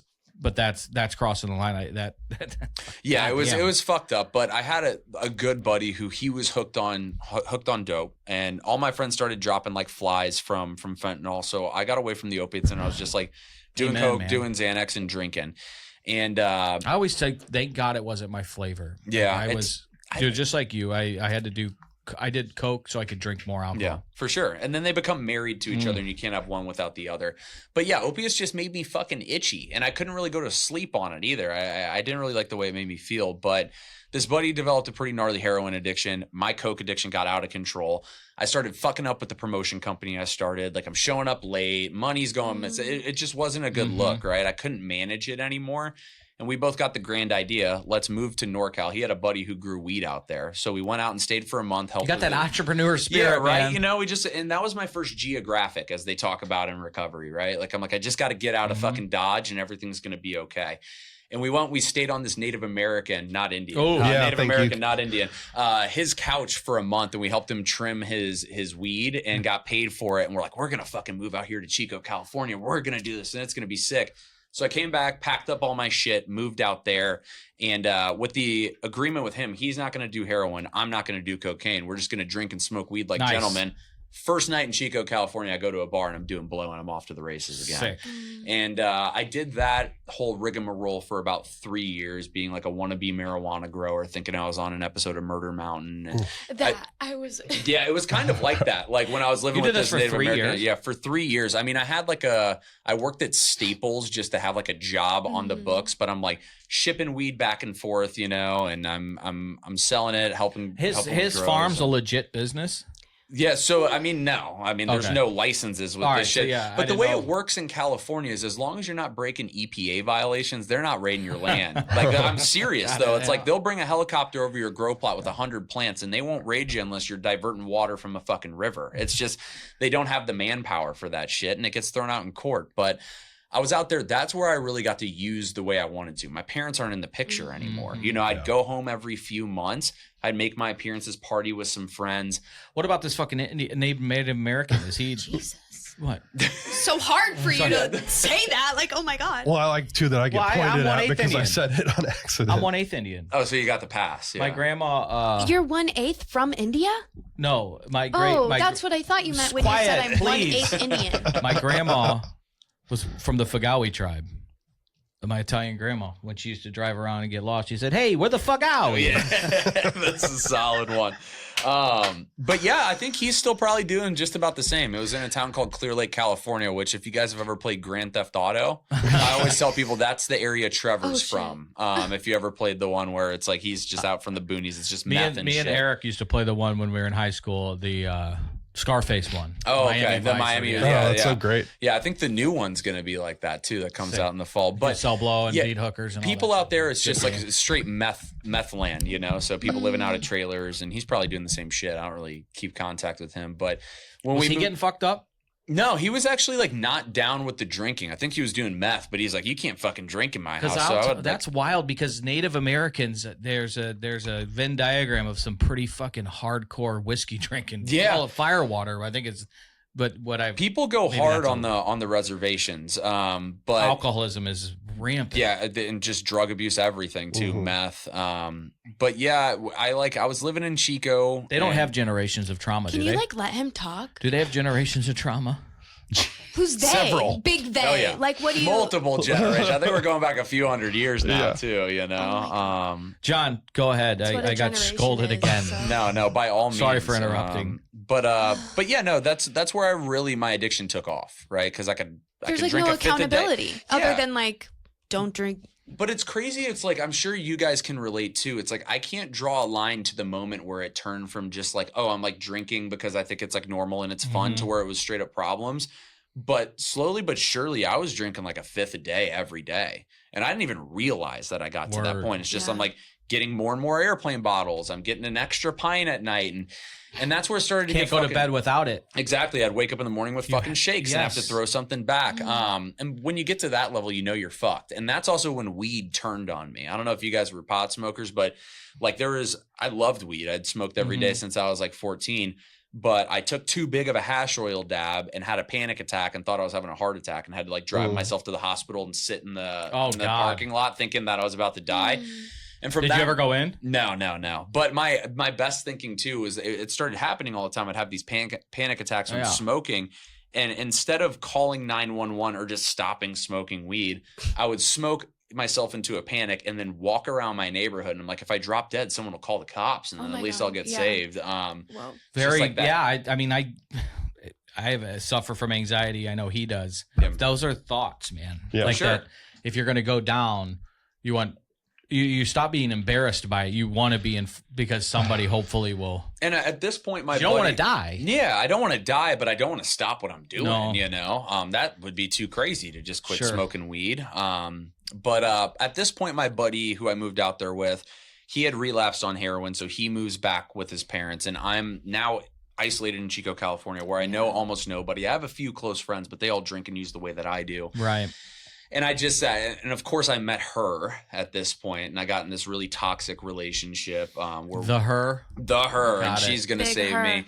And I mean, I did some things I'm not proud of. You know, I was like verbally abusive. It's their at this fault. point. I'm with you. I had a her. Yeah. And I mean, you know, we both were doing the best that we could, but it was just a super unhealthy relationship. Right. And God, we have so much in common. yeah, it's I crazy, know. right? I know. I really have been listening to you this whole time, and I'm like, oh, Chris said that. Yeah. Sounds like Chris. I mean, really, I didn't love unless it like most of the weed around here was just garbage for me, St. Louis. But when I went to Champaign, to U of I, we were getting weed in fucking glass jars, and it's a different drug. Like that weed I could smoke every day. The fucking swag brown seeds and stem shit I couldn't handle. It made me sick. Yeah. Yeah. And now they have like alien weed out there. It's like a whole so fucking glad different I thing. People can't. going into psychosis and shit. Fuck. But yeah, I mean, that's where it really like took a turn to where I had no intention of getting sober or anything, but I knew that there was fucking problems. I ballooned You're mid up. 20s now. Yeah, I'm mid 20s, like 25, 26. I weigh 250 pounds. No like I fucking got shit. fucking huge. Like I'm the type of cocaine addict where I gain weight when I do blow. This fucking guy. Yeah. Do you feel seen right I was now? like, me and my old man would always say, "What the fuck? How come we didn't lose any weight on this I think shit?" what it would be is I would go on these crazy fucking binges for 4 days where I Yep. wouldn't sleep and I wouldn't eat, but then I'd DoorDash like Your Taco appetite- Bell 3 times a day. Passing out on fucking Fridays pizzas down the street. It's Exactly. So I hated. I couldn't even look in a mirrar. Like I literally. But like the shame complex started to I wanna take hug you, over. John. I mean, I'm fucking Looking in a mirror. Yeah, it was tough, you know. I became so uncomfortable with who I was, and I remember I would go back home and I could see my friends are starting to see that I'm like withering away a little bit as a human being, and then COVID hits and I'm in this relationship and it was California. So parks are fucking closed. You can't even go outside. I'm drinking like almost a handle of alcohol a day, doing blow just in my apartment with her. We're getting in fucking arguments and got really dark. And of course we got the grand idea that we should both move back to St. Louis together and she's going to come with me back here. And that went about as well as you think. She's a St. Louis girl? No, she was from Chico. Okay. So yeah, she comes back with me. She's isolated from her whole life back there. And she moves back with this fucking fat drug addict, you know? And it was rough. I got a job. Things got a little bit better. He needed to do 3 putt-ups. Anytime I call I'm trying myself to limit fat. my comments. So. It was. Oh, I your was. Q&A? I was previously fat. Now we're good. But She doesn't like when we talk bad about ourselves, but boy, was I a fat fucking drug addict. well, yeah. I mean, it's now looking back, like I was just so delusional from like where my life was, right? And it's even the health complications. My blood pressure's through the fucking roof. Oh, I can like, see. I've seen your my chart. It's I could look insane. back. Yeah, it's unbelievable. It's crazy. Enzymes are fucked up. Yeah, my liver's fucked up. Yeah. Like I got to the point where I was drinking so much Fireball, I was getting red blotches on my skin, my God, and I was yeah. convinced that it wasn't that. I was having some type Right, of maybe I allergic need to change my detergent. Yeah, anything but the alcohol, right? You're allergic to you need a different brand of or fabric of sheets. Yeah, Right. for sure. Anything but the alcohol. This isn't being Vera involved. Wang. It's the same with the weed and the anxiety. It's like anything but anything The but bargaining part of like, I'm about to have to grieve this addiction because I know it's either going to be I'm dying or the addiction dies. For And sure. So now I bargain. Yeah, and it was still just like we were talking about earlier, is that obsession of drinking normally. Like I used to have this just like thought of like I could quit for now, but what about when I get married? Right. When could I come back? Like I got to have a glass of champagne at my wedding, right? Like I got to party at my bachelor party. And it's funny, the guy who was like my California treatment Eskimo, he was like, John, what makes you think that if you find a woman to marry you after you being sober for so long, she's going to be fucking stoked when you have a glass of champagne at the wedding and call the strippers and are getting blow and shit? Like, I can tell you that's my reality, and she would fucking be out the door. Yeah, for sure. 100%. You're going to build up this awesome life and then throw it away over a glass of fucking champagne. But at the God, time, our brains, yeah. man. But at the time, I couldn't see that, right? Like I couldn't see a life without substances. I thought sobriety was a death sentence to fun because like I love nightclub culture. I love doing like just degenerate shit, I love staying out late and I couldn't see a path to, a sober, fun life. And I had to be beaten down by my addiction before I was finally ready to look at sobriety. And what kind of happened is the girl left. I went to a treatment program. I checked myself into Detox for 15 days at that same program in Arizona. Okay. And the girl left and started dating one of my fucking coworkers when I was in treatment. So I come back to an empty house, go back to my job where we all work. She's dating a coworker. Beautiful. And I'm just like, what the fuck is going on? I stayed sober. I didn't drink or do blow for 4 months. I was still smoking weed and taking Xanax for 4 months out of resentment. Like no program, nothing. I went to one NA meeting with my buddy who's sober. He like took me there and I was just like, nah, this isn't for me. And I just sat in my basement alone for 4 months, worked out every day, lost a shit ton of fucking weight. I got down to Post like, breakup glow up. yeah, right. And then my life started to get a little bit better. Like I was feeling better, get a promotion at work.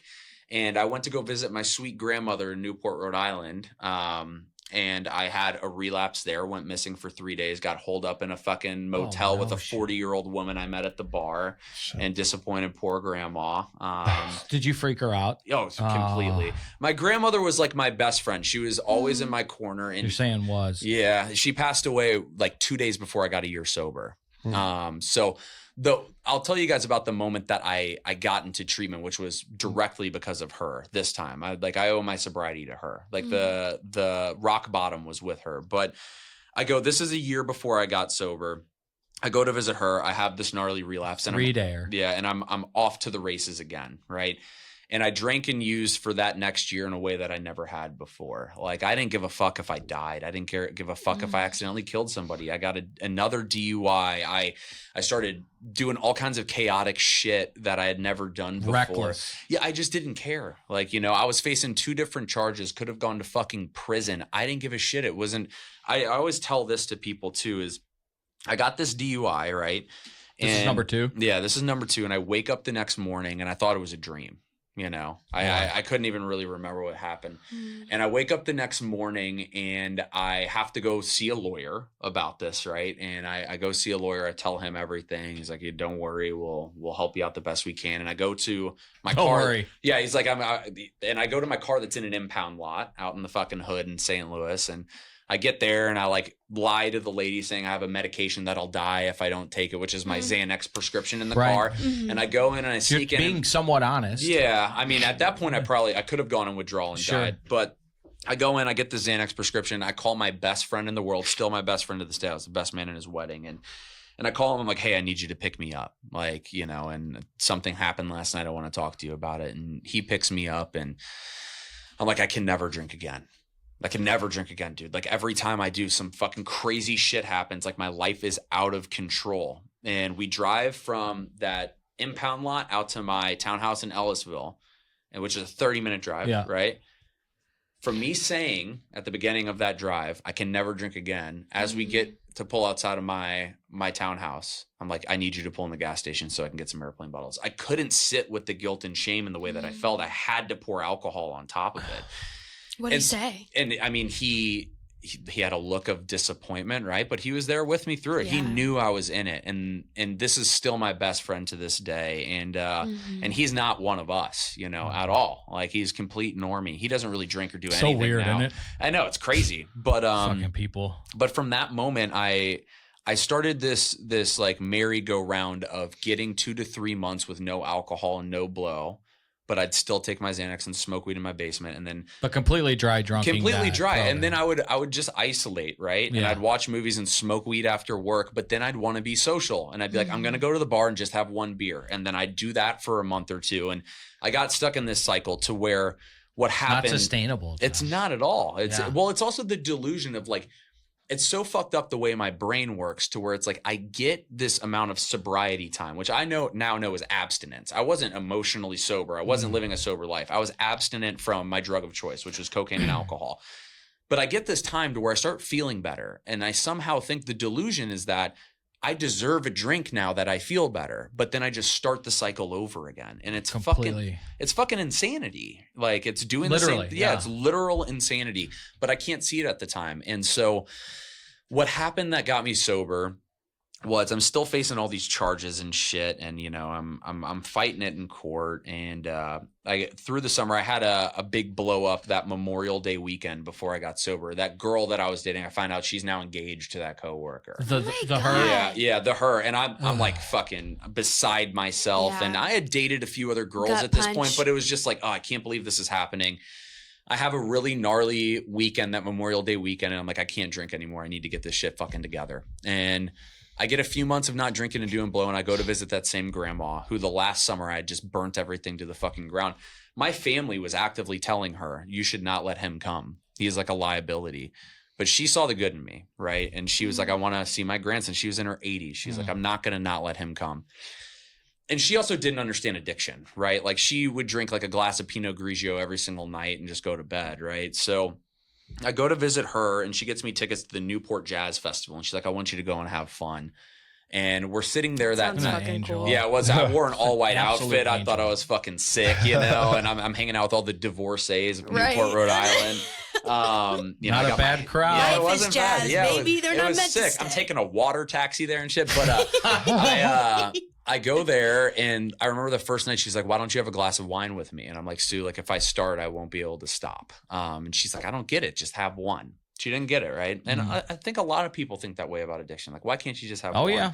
But I Absolutely. didn't drink I still that. get that. I mean, people still ask me that. Well, can't you just? Well, I think You can I, just go out for a drink. You can Right. just. You know. I tell people all the time too, alcohol's the hardest because it's the only drug that people are like, why don't you use that? If you tell somebody you don't smoke crack, they're like, that makes fucking sense. But if you tell somebody you don't drink, can't the just hit first the pipe question's once. why. Yeah. Yeah. You know, even with weed, it's the same thing now too, you know? One of my best friends and brothers in this life, Nathaniel, Hi, Nathaniel. I miss Director you. of I love Outreach you. and Business Development here.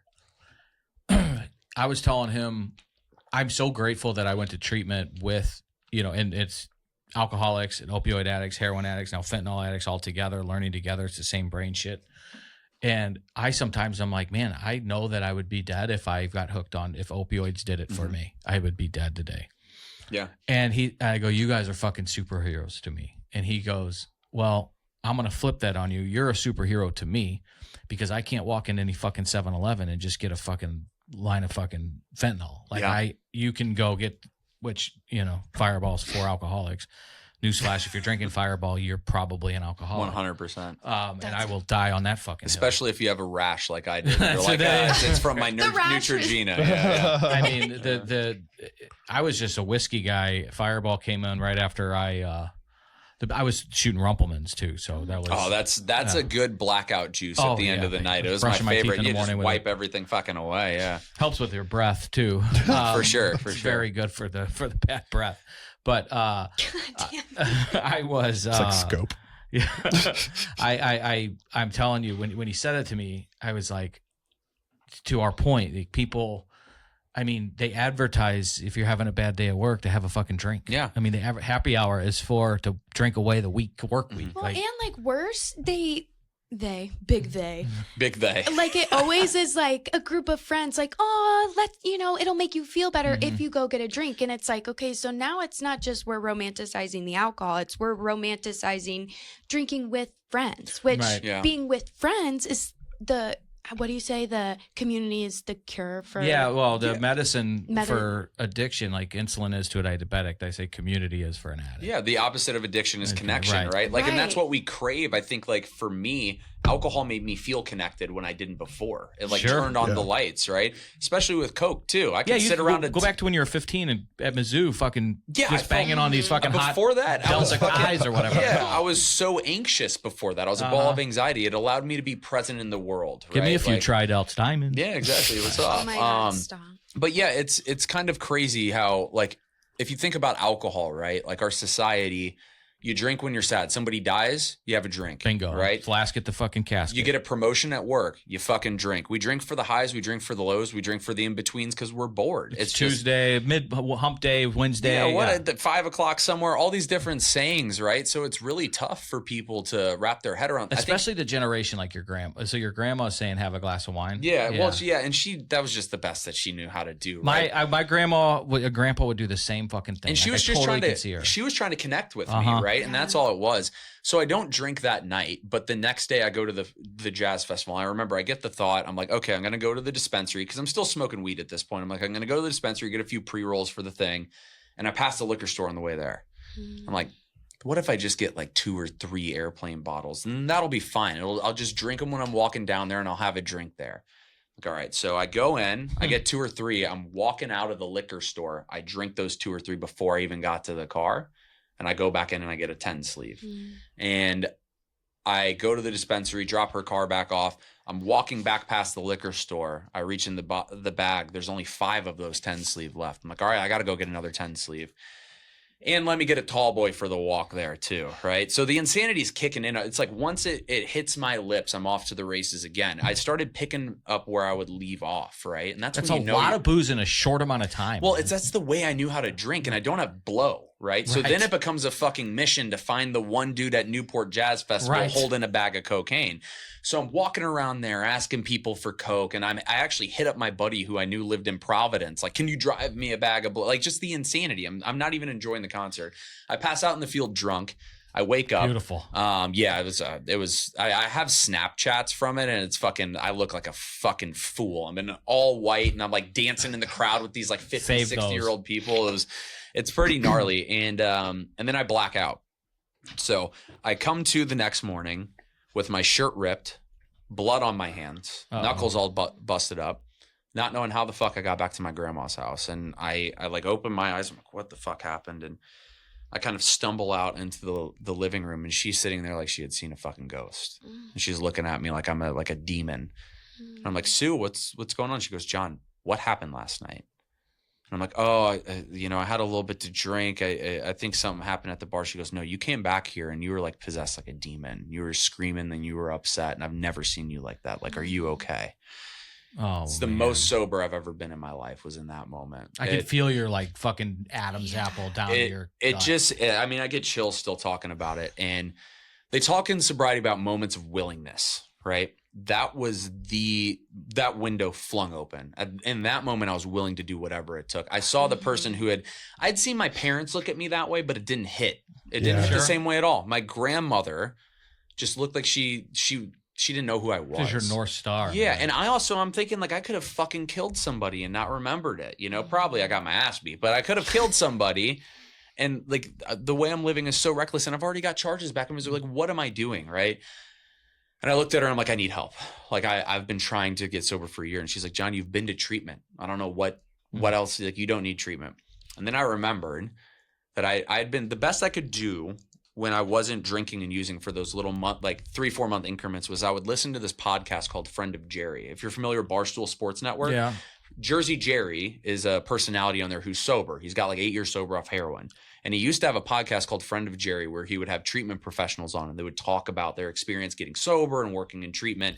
Cool. And there was this guy named Bob Merrier on there who actually got the mayor of Toronto sober, Rob Ford. No shit. He's like, he had a Vice News documentary done about him. But so Bob Merrier was on Jersey Jerry's podcast, and I would listen to this thing religiously. It was my only tie to recovery, right? Like I didn't want to be out and sober and go to meetings and shit.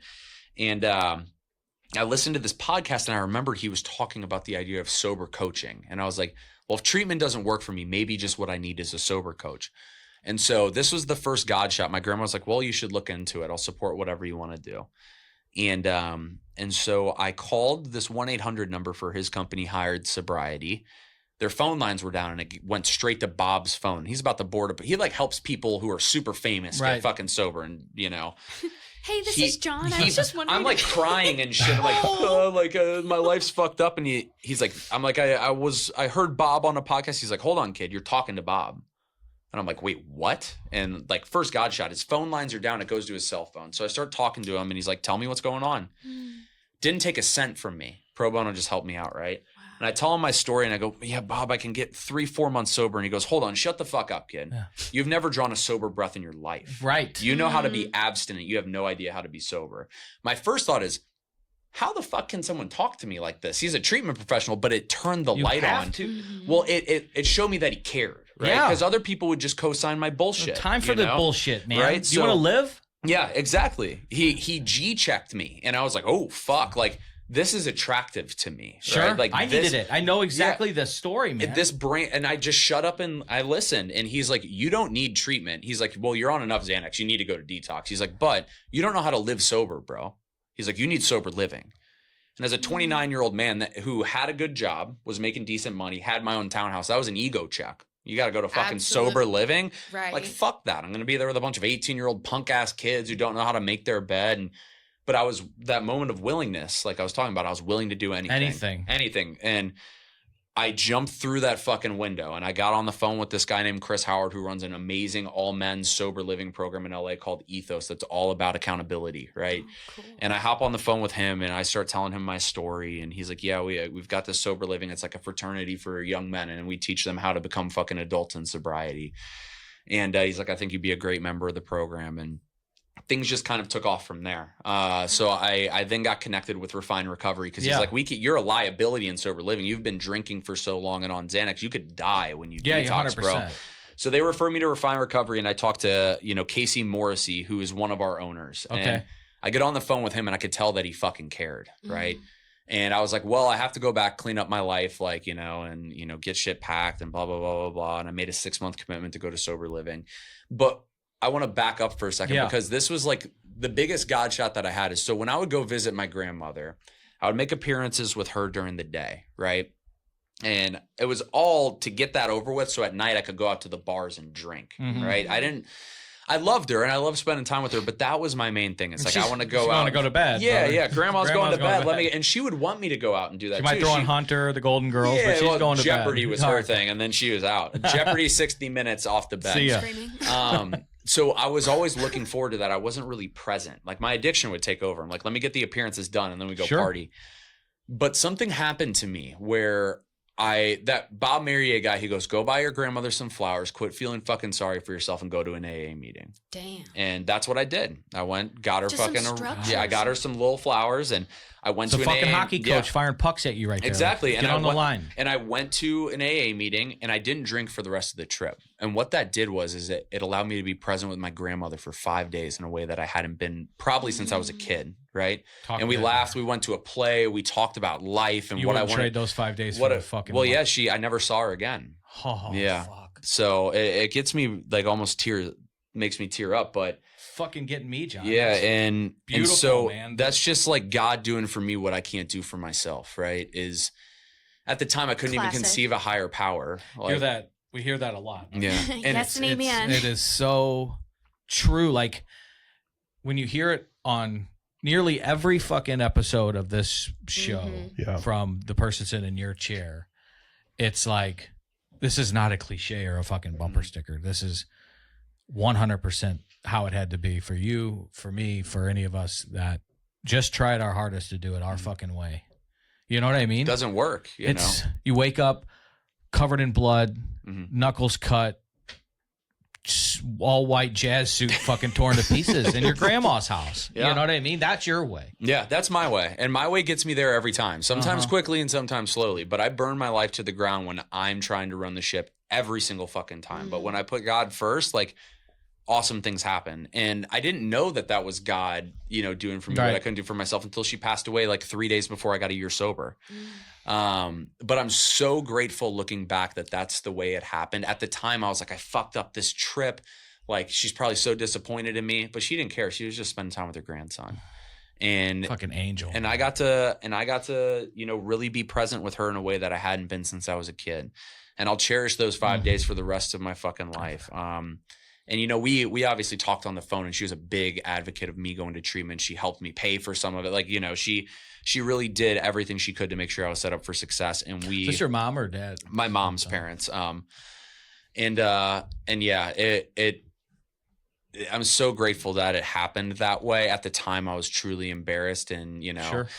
But what ended up happening from there for me to getting into Refine was we touched on me being adopted at the beginning of the podcast. I kind of have an interesting story with that too. So it was a closed adoption. Most people in closed adoptions never meet their birth family. Right. But when I was in my mid-20s, I wanted to find out what type of European mutt I was, like what kind of white person I am. So I did Ancestry.com, and I found my birth mom through there. And she's one of my best friends today. Okay. And she's I didn't know where that was going on. Yeah, I know. When I tell people that story, they get really anxious for me, but she is fucking amazing. She just already had one kid when she was 16. She had me at 18 and couldn't raise 2 kids. My birth father's not a good guy. So he wasn't there to support, and she did the best thing she could by putting me up for adoption and always wanted to find me. And so I found her in my mid-20s while I was in addiction. Okay, because that was my next question. Well, I couldn't talk to her for the first few days. When I found out I'd found my birth mom, my buddy calls me, he was the social media manager for my DJ page. My Facebook page was private, so she finds me. And she messages my DJ page. My buddy calls and is like, "Are you sitting down right now?" And I'm like, "Yeah." He's like, "Your birth mom found you." And I was loaded to the fucking gills. So like the moment I had waited my whole life for, when it came to my doorstep, I couldn't even show up because of my disease. And that's like how fucked addiction is, right? How did your mom handle this? Your mom and dad. My parents who raised me. Yes. My dad was very supportive. I think it was tougher on my mother because I think if had my birth father been in the picture, it would be tougher on my dad, but he was out of the picture from the get-go. So I think my mom was a little bit worried, that our relationship was going to change, and it didn't, I always say the best thing my birth mom did is she didn't try and mother me when we met. She became my friend, right? And so she's like one of my best friends today, and it's a different dynamic because, she didn't raise me, but she's always there for me. And, when I went to treatment, she watched my dog for 6 months. My parents, my adoptive parents were so fed up with my shit. They're like, "We've watched plenty of your fucking dogs. Like, you got to figure it out." Which, I mean, they've done some work. I get that. So they were like, "We can't watch your dog." They already had 3 dogs too. So my birth mom watched. But then God fills gaps in really the fucking craziest ways. Let me ask you this, and I guess, does everybody get along? Yeah, my birth mom Allison, she came, and I just call both of them mom, which is it's what I feel comfortable doing, and that's who they are. Yeah, for sure. I've got 2 moms, but I've got 2 dads. One's just a piece of shit, who I don't know, but yeah, she came to her brother actually used to live in St. Joseph, Missouri. So when I moved back to California, we met online when I was living in Northern California. Okay. But when I moved back from California to Missouri, she came out for a trip, and we went to like the St. Louis Zoo and got to meet each other, and we all went out to dinner, and she got to meet some of my friends. Okay. And yeah, they get along. It's been great. I mean, good for you, man. Literally the most picturesque the way the situation could have gone. It could have been way worse, right? But yeah, so when to tie it into like what I was kind of talking about, when I decided I'm going to go to treatment. I needed somebody to watch my dog, and she stepped up and watched my dog for the first 6 months when I was in sober living. but we had to get my dog to Virginia somehow. So she met me halfway in like West Virginia, and me and my dad drove out there. And at this point I had like probably 6-7 days of sobriety. Like I was still taking my Xanax and still smoking a little weed, but I hadn't drank since that crazy night in Newport, Rhode Island.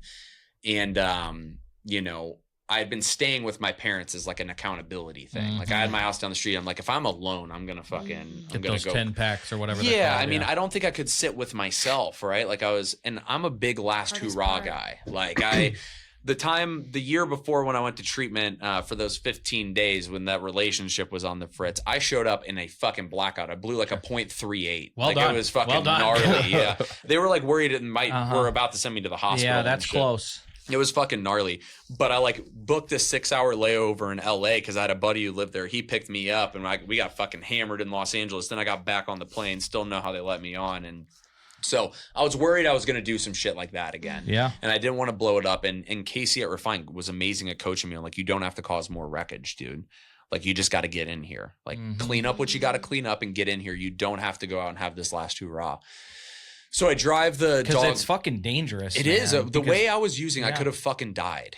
And now with people, they want to hit their last fentanyl and it's one shit. Even with blow now, I've had buddies who have fucking overdosed on fentanyl getting a bag of coke. Like here in St. Louis. It happens all the time here. It happened with my buddy. They went and picked up like a girl died. Yeah. Down in Belleville. Yeah. I had a buddy who picked up a gram of blow, brought it to a house party. 4 people overdosed. Luckily, one person didn't do it and was awake and called in. One person died. The other 3 survived. Jesus. It's just fucking crazy. You think you're just about to have like a light night, go out to the bars and do a couple keys and it kills you. Yeah. It's fucking nuts.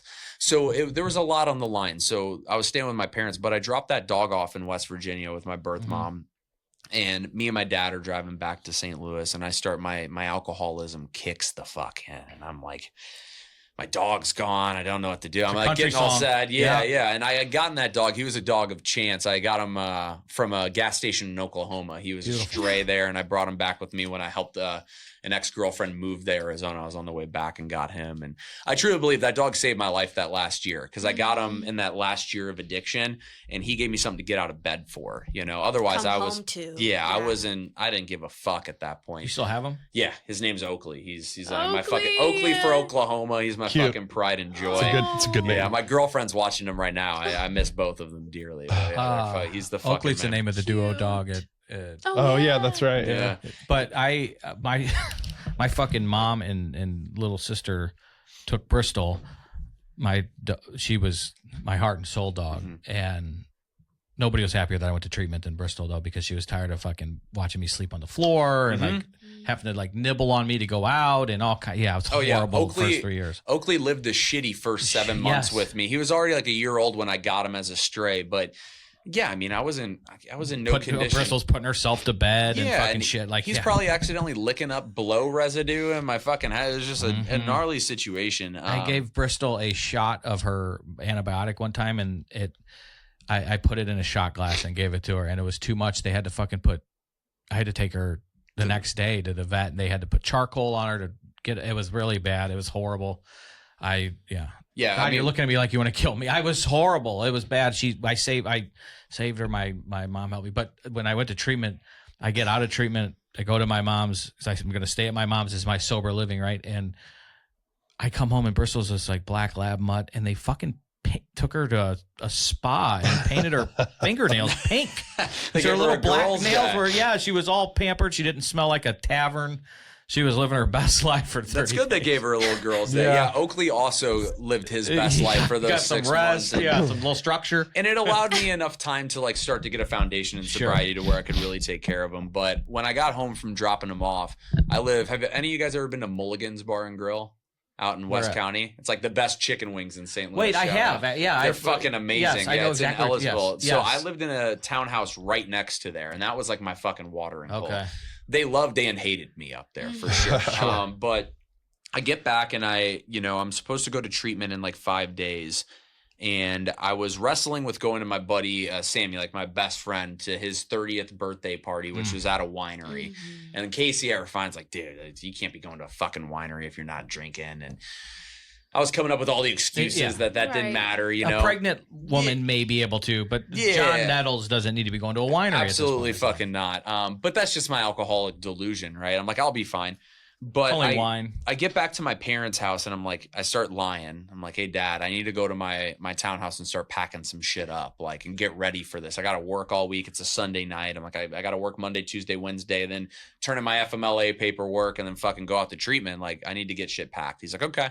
He's like, you want me to come with you? I'm like, nah, I'll be fine. I drove straight to fucking Mulligan's, got blackout drunk. What happened from there was my best friend Sammy, I called him in tears. I'm like, I can't believe I fucking did it again, dude. And I'm blowing up every Coke dealer I know. Luckily, God shot, nobody answered. If I would have gotten a bag of blow, I would have been off to the races. Yeah. You wouldn't have found me for a few days. And so my buddy Sammy comes over and he sits with me while I'm just fucking drinking. And everybody starts to work behind the scenes because they're like, John needs to get to fucking treatment now. Right. So they found me a sober escort. That guy, Bob Marrier, called in, a favor to this guy who runs Recover STL or something like that. Yeah. His name's Michael Denise. Okay. But he calls in a favor to him to get a sober escort that can take me to treatment at like 5 a.m. in the morning and fly out there with me so I don't fuck things up. And me and my dad get in a huge fucking argument because I show up loaded at their house after, and I've done it one more time again. And that buddy Sammy slept on my couch when he had work the fucking next day and physically wrestled alcohol out of my hands as I tried to drink myself into oblivion and probably death. And I owe him everything for that. He's still my best friend to this day. And yeah, I went to treatment the next morning with a sober escort, which is a fucking ego check as a 29-year-old adult, having to have a man take you to treatment because you can't be trusted to go by yourself. My last drink was a little fucking airplane bottle of Pink Whitney that I wrestled out of Sammy's hand the night before. I chugged a bunch of THC syrup and I was off to the airport and my whole life fucking changed from there. I went to Refine and instead of telling people what they needed to do in my recovery, for the first time I listened to what people told me what to do, I fucking shut up and I shut up and I got out of my own way. Such an important statement you just made, because we can only do so much when you come here. I would put our staff up against anybody's, but if you're going to do it your way, you might last in here, but you're not going to last out there. My buddy Chris calls it Burger King recovery. Have it your way, know? So when you go to a place that allows Burger King recovery, they're setting you up for fucking failure. It's just not going to work. The world doesn't work like that. And to stay sober long term, I needed to redo all of these thought patterns that I've had for over 20 years, right? Yeah. I mean, my alcoholism was presenting when I was 9-10 years old, just in different ways without drinking and using. Sure. To rewire that takes a lot of fucking time, and it doesn't happen in a 30-day program. Listening. It takes a lot of fucking listening. Well, I think that's also God doing for me what I couldn't do for myself. For the first time, I just got out of my own way. And I started listening to what people said. I fucking started reading the big book in this treatment program. Something I said I'd never do because my dad got sober in AA. I'll never fucking do that. I don't need that. He needs that shit. He's bad, He's a real alcoholic. I don't need that shit. I just started doing things differently. And going to an owner-operated program like Refine Recovery, which is where I now work, and seeing the owners in there every day invested in their clients. And I talked to every member of the ownership team. And we were a 6-bed facility at that point, which is exactly what I needed. There's no slipping through the cracks and running off with a girl when it's like a 3-to-1 staff to client ratio. Right. During A the lot days, of eye contact going on there. Sure. I couldn't sneak shit. Not that time I think I would have, but it's exactly what I needed. Other people to be as invested as me as I needed to be in myself, right? And seeing them care that much, it moved my baseline up. Yeah. And I got a sponsor, started working the steps when I was in there, and I actually was blessed with doing 45 days at that program. Okay. I was on so much Xanax and for such a long period of time, they really had to draw out, my detox period. Yeah. I'm glad that they were able to do that. Yeah, I got lucky. It was another God shot. It's lucky and unlucky. So my insurance at my company changed while I was in treatment. Awesome. Which meant that I got authorized for more days, but I had to meet another out of pocket. So I was able to stay a little bit longer, which is God doing for me what I couldn't do for myself once again. It's wild on the benzos that I remember when we were opening and getting licensure, there was an interview from the state and Eric was on it, and they're like, well, you didn't answer He'll have to tell this. He tells the story because they drilled him because he didn't answer like carte blanche 3 to 5 days of detox, and he said, "Well, first off, it's different for each drug." They wanted him to answer 3 to 5 days because that's what ERs are doing, and he's like, if you're a fucking bad benzo addict, you could need detox for 10 to 14 days, even 20 days, right? Yeah, and insurance won't pay for detox because I mean, what a good treatment center will do is keep you on detox meds and just draw out your taper, right? 100%. It's completely fucked up that people think the gold standard for detox is a hospital, where it's like 3 to 5 days is dog shit. It's like nothing's out of your system. Yeah. Like, and your brain isn't even close to becoming so baseline. frazzled. I mean, there's clinicians that say it's 6 months before they can really get to work on a baseline healed brain. Well, you're back to you're just yourself with your shit. Well, there's post-acute withdrawal symptoms. There's all these different conditions that can happen to you, and like you said, I mean, it takes 6 months before you feel like a normal fucking human being again. And that's where misdiagnosis has happened too. And people get bipolar diagnosis when they got 4 days sober. It's like, I'm fucking bipolar. I'm 4 days sober. Fuck you. I don't feel good. You know? Manically low. Of course I'm presenting like I have BPD. I feel like shit. But yeah, it's crazy how like and that's the information that people get is like when I get a call, I work in admissions too, is I just need 3 to 5 days of detox and go back to work. I'm like, you have no fucking idea what you're talking about. Like, you're setting yourself up for failure. It's the bare minimum. And there are people who advertise rapid detox and all these different buzzwords. You can't do it that way. You just can't. And it's doing clients a disservice to promise that type of shit, right? But I was blessed to be able to go through an elongated detox period to where I never really felt anything like I was crawling out of my skin. It was the easiest detox I had done. And, maybe that was part of the God shot too. And I was finally just ready. I tell our clients, like, you got to be prepared to pay the tax. You've been living tax free for years. You're going to have a big bill when you come into treatment. Yeah. Right? Like, I like that. Yeah. I mean, you got to pay the piper. We're going to make it as comfortable as we can, and it's so fucking worth it. Yeah. But you're going to be uncomfortable. Let your body fucking fight this shit a little bit. Do you, So you get out at 45 days and then you go into sober living? Straight into sober living. And I went to a program for 30 days that there was that program Ethos that I talked about. That's like a very structured men's house. And I had some court requirements due to DUI to do intensive outpatient and PHP programming, which their programming is basically, it has like an integrated clinical style program without clinicians. It's a very structured sober living. The two didn't mesh. So I ended up going to a different long-term sober living after that and doing PHP at a program called Recover Integrity, which like is an amazing aftercare program. It's, they're all about male vulnerability. And what's that? I mean, it's just being okay to fucking cry and get angry, There's 2 stages of Chris Pondoff that can He get. couldn't even let you finish that sentence, by the way. I want to hear this too, So. I can get vulnerable with my boys if I'm as coked out of my fucking mind, not around getting a pussy kitchen and table, playing cards. Like we're all crying and talking about who fucking touched us when they shouldn't have and shit like that. For sure. Or when I'm working in a program, 100%, I can do it. There's no in between, and it's fucking life saving for me. I think the secrets keep us sick, right? If we're holding on to shit, and that's what keeps us sick as addicts and alcoholics. And it was the first time that I had somebody tell me it was okay to be angry and it was okay to cry. And I had that in Refined. Now Zoe wants to give you a hug, and she's not a hugger. Yeah, but from across the table. Thank you. But yeah, it was the first time I learned how to. And I was the type of person that if you asked me how I was doing, I could be dying on the inside, but I say I'm fine. Yeah. Which I don't think that's a. There are some people, it's almost part of the human condition. Like, our knee-jerk reaction is, how are you? Oh, I'm fine. Feelings but really, I'm not expressing. I'm fucking dying. Well, it's the same thing. It's like, that's a secret. Like, that's where those little secrets start. I feel like, especially for guys, it's like, if it's never okay for you to be like, I'm anything but fine. It's like the first repressed emotion, and then they just build and build and build and build. For sure. And that, like, my disease was telling me that I needed to be vulnerable, like, because I would get drunk and have these giant blow-ups and like all of this emotion that I was like, I was pouring alcohol on top of it until it had to explode somewhere.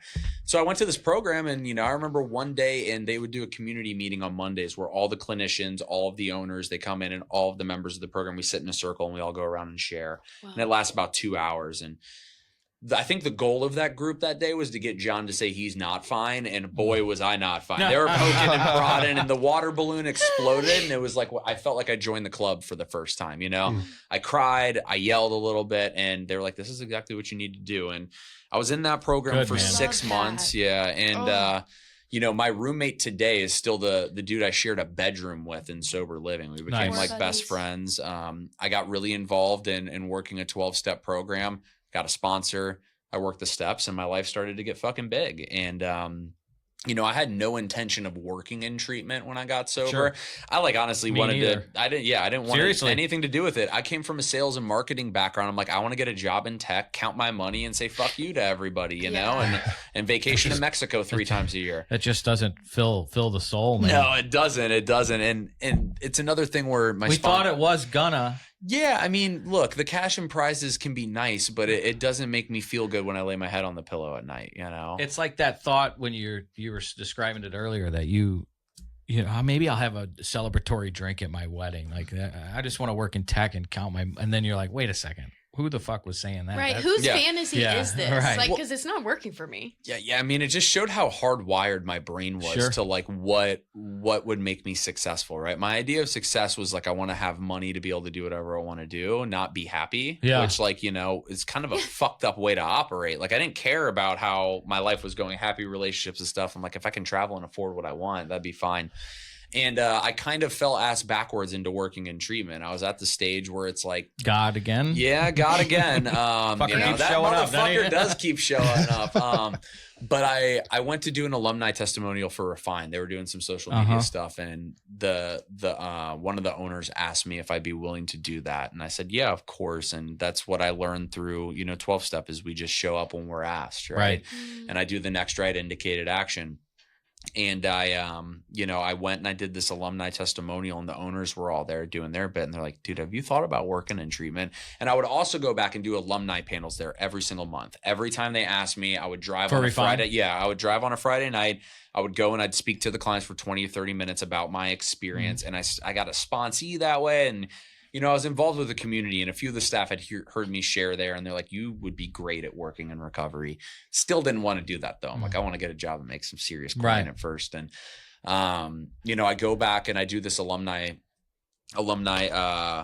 testimonial thing, and the ownership group is like, dude, have you thought about working in recovery? We're about to expand, and we're going to open up the house next door, and we're going to go from 6 beds to 12 beds. We're hiring staff. We think you would be a great fit. You should consider it. And I just said yes. And I did the tech thing. I learned, from the grunt work up, scrubbing toilets and ATA blocking in the med station when people are like, fuck you, I want to go get What's the T stamp? We call it AMA. Against treatment advice or against medical, got it. right? Yeah. So I like, that's the big same thing. The only time we'll show you the door is if your AMA wants to bring somebody with you, and we'll because that's when we will do whatever we can to keep you from making that decision. But as soon as you try to take, if you guys remember Lindsay, who came on, just hit a year, there was a guy that kept wanting to get her to bust out with him, and she didn't go. He did, and he's unfortunately the disease took him. He's no longer with us. But that is so serious to us. That's when you can go. You can go if you're trying to disturb the milieu and you're harassing another client. Get the fuck out of here, because now you're jeopardizing lives. Exactly. I mean, it's not no drama. That's for real. Yeah, that's just how it has to be. But that's the thing. You start as a BHT, and but you have the most. It's kind of like social workers that behavioral health tech. Is that what BHT is? Yeah. So. Being a foster parent, the social workers that are right out of school are the ones thrown into case management to dictate kids' lives, and parents, if they're getting their kids back, it's a really tall order job for someone right out of school. And it's a little undoable. backwards. You can't do it well. Right, and they overload the cases. But in the analogy or similarity to a BHT in treatment is you are with the sickest of us, keeping them on the right path. It's really how you kind of cut your teeth, pay your taxes, 100%. To use your term. Yeah, and I think going from, I was making good money. Sure, at my last job I bet it was It was an ego check, but I kind of miss it sometimes. I was working swing shift 3 to 11 at night, working morning. I had a close to open where I'd work till 11 o'clock on a Friday night. I have to be back at 7 a.m. But it felt good. Like I felt like I was packing something into the stream of life instead of just fucking take, which is the That's way I huge, was man. wired, you know?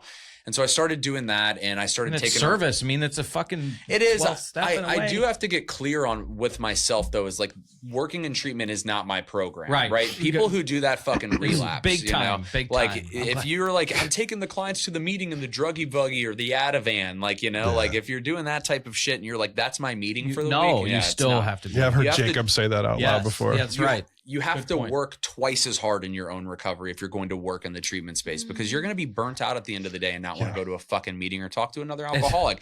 But it's not service if I'm getting paid. It is a version of it, but like I still do my service work on the outside, right? But it creates a purpose for me of giving 100%, back, man. right? Like I found my purpose is the way I like to see it. But Which yeah. is also life. It's life saving, but life giving. You know, I say it all the time. I go, guys, be selfish and serve. Like if it will serve you 100%. and the output is incredible and it builds community, man. It 100%. And I did that for about 8 months working as a tech. I would take clients on outings, which was really cool. And then I got to a place where I'm like, I can't be working 3 to 11. I wasn't going to as many meetings. I wanted to get a traditional 9 to 5. And really I wanted to, get to a place where I'm growing in my field. And I'm going back to school at this point. I'm still in school finishing my business degree. I went to community college like 6 times in my 20s, and I would do well for the first semester. And then I would like be like, I'm just not going to enroll next semester. Like McConaughey from Dazed and Confused, although that was high school. Yeah. Girls stay the same. Yeah, that's Anyway. same age. Great movie. I started going back to school, and I went to our ownership team, and I was like, hey guys, look, like I'm gonna have to look for another job unless there's like a 9 to 5 available. And it kind of, I fell ass backwards into what I do now. Is they at first were like, oh well, we need another case manager, we think you'd be great at case management. I'm like, okay, perfect. So I said yes to that. At that time, we had hired a new admissions director who came on our ownership team as well too. And he's sitting in the office and he's like, I think this guy would be great in admissions, and talking to families and stuff. And because that's what I used to do is telemarketing sales and stuff. Yeah. And You're selling. not that you're selling sobriety in a way, but you have to have a certain bedside manner. You're Right. selling Yeah. them on their self-worth. Yeah. It's like You're convincing someone to get out of their own way over the phone, which is tough, And to your point earlier, you have to know when the line is to say, okay, I'm listening to your venting, you're pity partying a little bit, you're telling it's got to be this, I got to have this, I got to have this, is the food good? And then eventually you got to say, do you want to live or do you want to die? Like Exactly. It's a very fine line. It's a finesse Yeah, for sure. And hugely. and it's also like, at first I was like, oh, am I going to enjoy doing that on the phone? But really it's like you're on the front lines. You're the Amen. first point of contact too. And I remember what it was like when Casey from Refine talked to me on the phone for the first time. I can't imagine there was getting somebody coming to me, a mother or hopefully the person themselves, and not having confidence in the number I'm giving them. Because you have to do a pre-assessment. Yeah. Eric don't do shit. Eric can't you got to do the pre-assessment. For sure. Me and Eric don't have, and Jacob, you got to do the pre-assessment. That's how we do this. 100%. And that's how we do it But too. to not And- have confidence in that number, whoever's going to answer it, you're dead in the tracks. Like For sure. if I don't have you on the other end of the phone calling somebody that called to trust their life with me, then I'm freaking out. 100%. And it takes a certain type of person. And our admissions director was like, I think you'd be great in Right. admissions. But then what happens? I see is- it. Absolutely. Yeah, thank you. And then what happens is we hired this other admissions rep. So now I'm like, they promised me kind of a promotion. So I pitched to them. I was like, how about instead of admissions, since we don't really need the help right now, I develop an alumni program for Refine. Because when we were talking before the podcast, Yeah. when you're a 6-bed program, right, and you get 6 clients a month, right, you don't really need a robust alumni network, right? You can call each client, check in and see how they're doing. It's very manageable. When we went to 12, it got a little bit more unmanageable. Now we're an 18-bed program, but I saw a gap in what we were doing and that we could service our clients post-treatment and give them a forum to talk to each other and feel supported. So they basically said, okay, draw it up. And I designed this program that's been wildly successful. It's helped with, okay, flex. yeah, So sorry. Keep going. Yeah, but it was I don't know. I love this. I absolutely love this. What I tried to do was make a program that I would want to be a part of. I'm an alumni first of Refine. Like I tell people all the time, as much as I work for Refine Recovery, I'm an alumni of this program, and I get what it's like to be like, fuck this sober living. I want to leave. So call me if you feel that way, and we can talk about it. The goal is to never see one of those clients back in our facility unless they're doing a panel and speaking to other clients. Got it. I wish it was that easy, but the recidivism rate's high, right? So, but we also are their first point of contact if there are 100%, and we can kind of help them. And there, I mean, we get people that have been on this show that speak at Underground that have gone to treatment 9 times and it finally stuck and they're not homeless anymore. And those people have said, I can't go anywhere else but here because this place does it right, but I didn't do it right. And we have to, of course we'll try it again. This time you're ready to listen. And we have a little bit of a limit though, too. It's like, we won't take people after 3 tries. Because we think at that point we're doing you a disservice, which not a lot of programs will do. Right. And that's where you get into like the weird stuff with like, body brokering, where programs just don't really care about you having the best experience possible. That insurance card's like an Amex card. Yeah. If you try with us 3 times and something's not clicking, maybe we should find you a program that can better suit your needs as a client. Not that a knock on our program, but different people need different programs. No, that's super humble, and I think that's very honest and transparent, without a doubt. That's how we try and do things at Refine. Is almost all of us are in recovery. Almost everybody's worked for a shitty treatment program, and we want to give clients the best experience possible, right? And it's it's a fine line. We describe ourselves as a luxury boutique style program with a robust clinical program, which you don't usually find. You either find the people who Netflix and bill, where you got a nice ass fucking room, hot tub, massages, all that, but the clinical program isn't strong.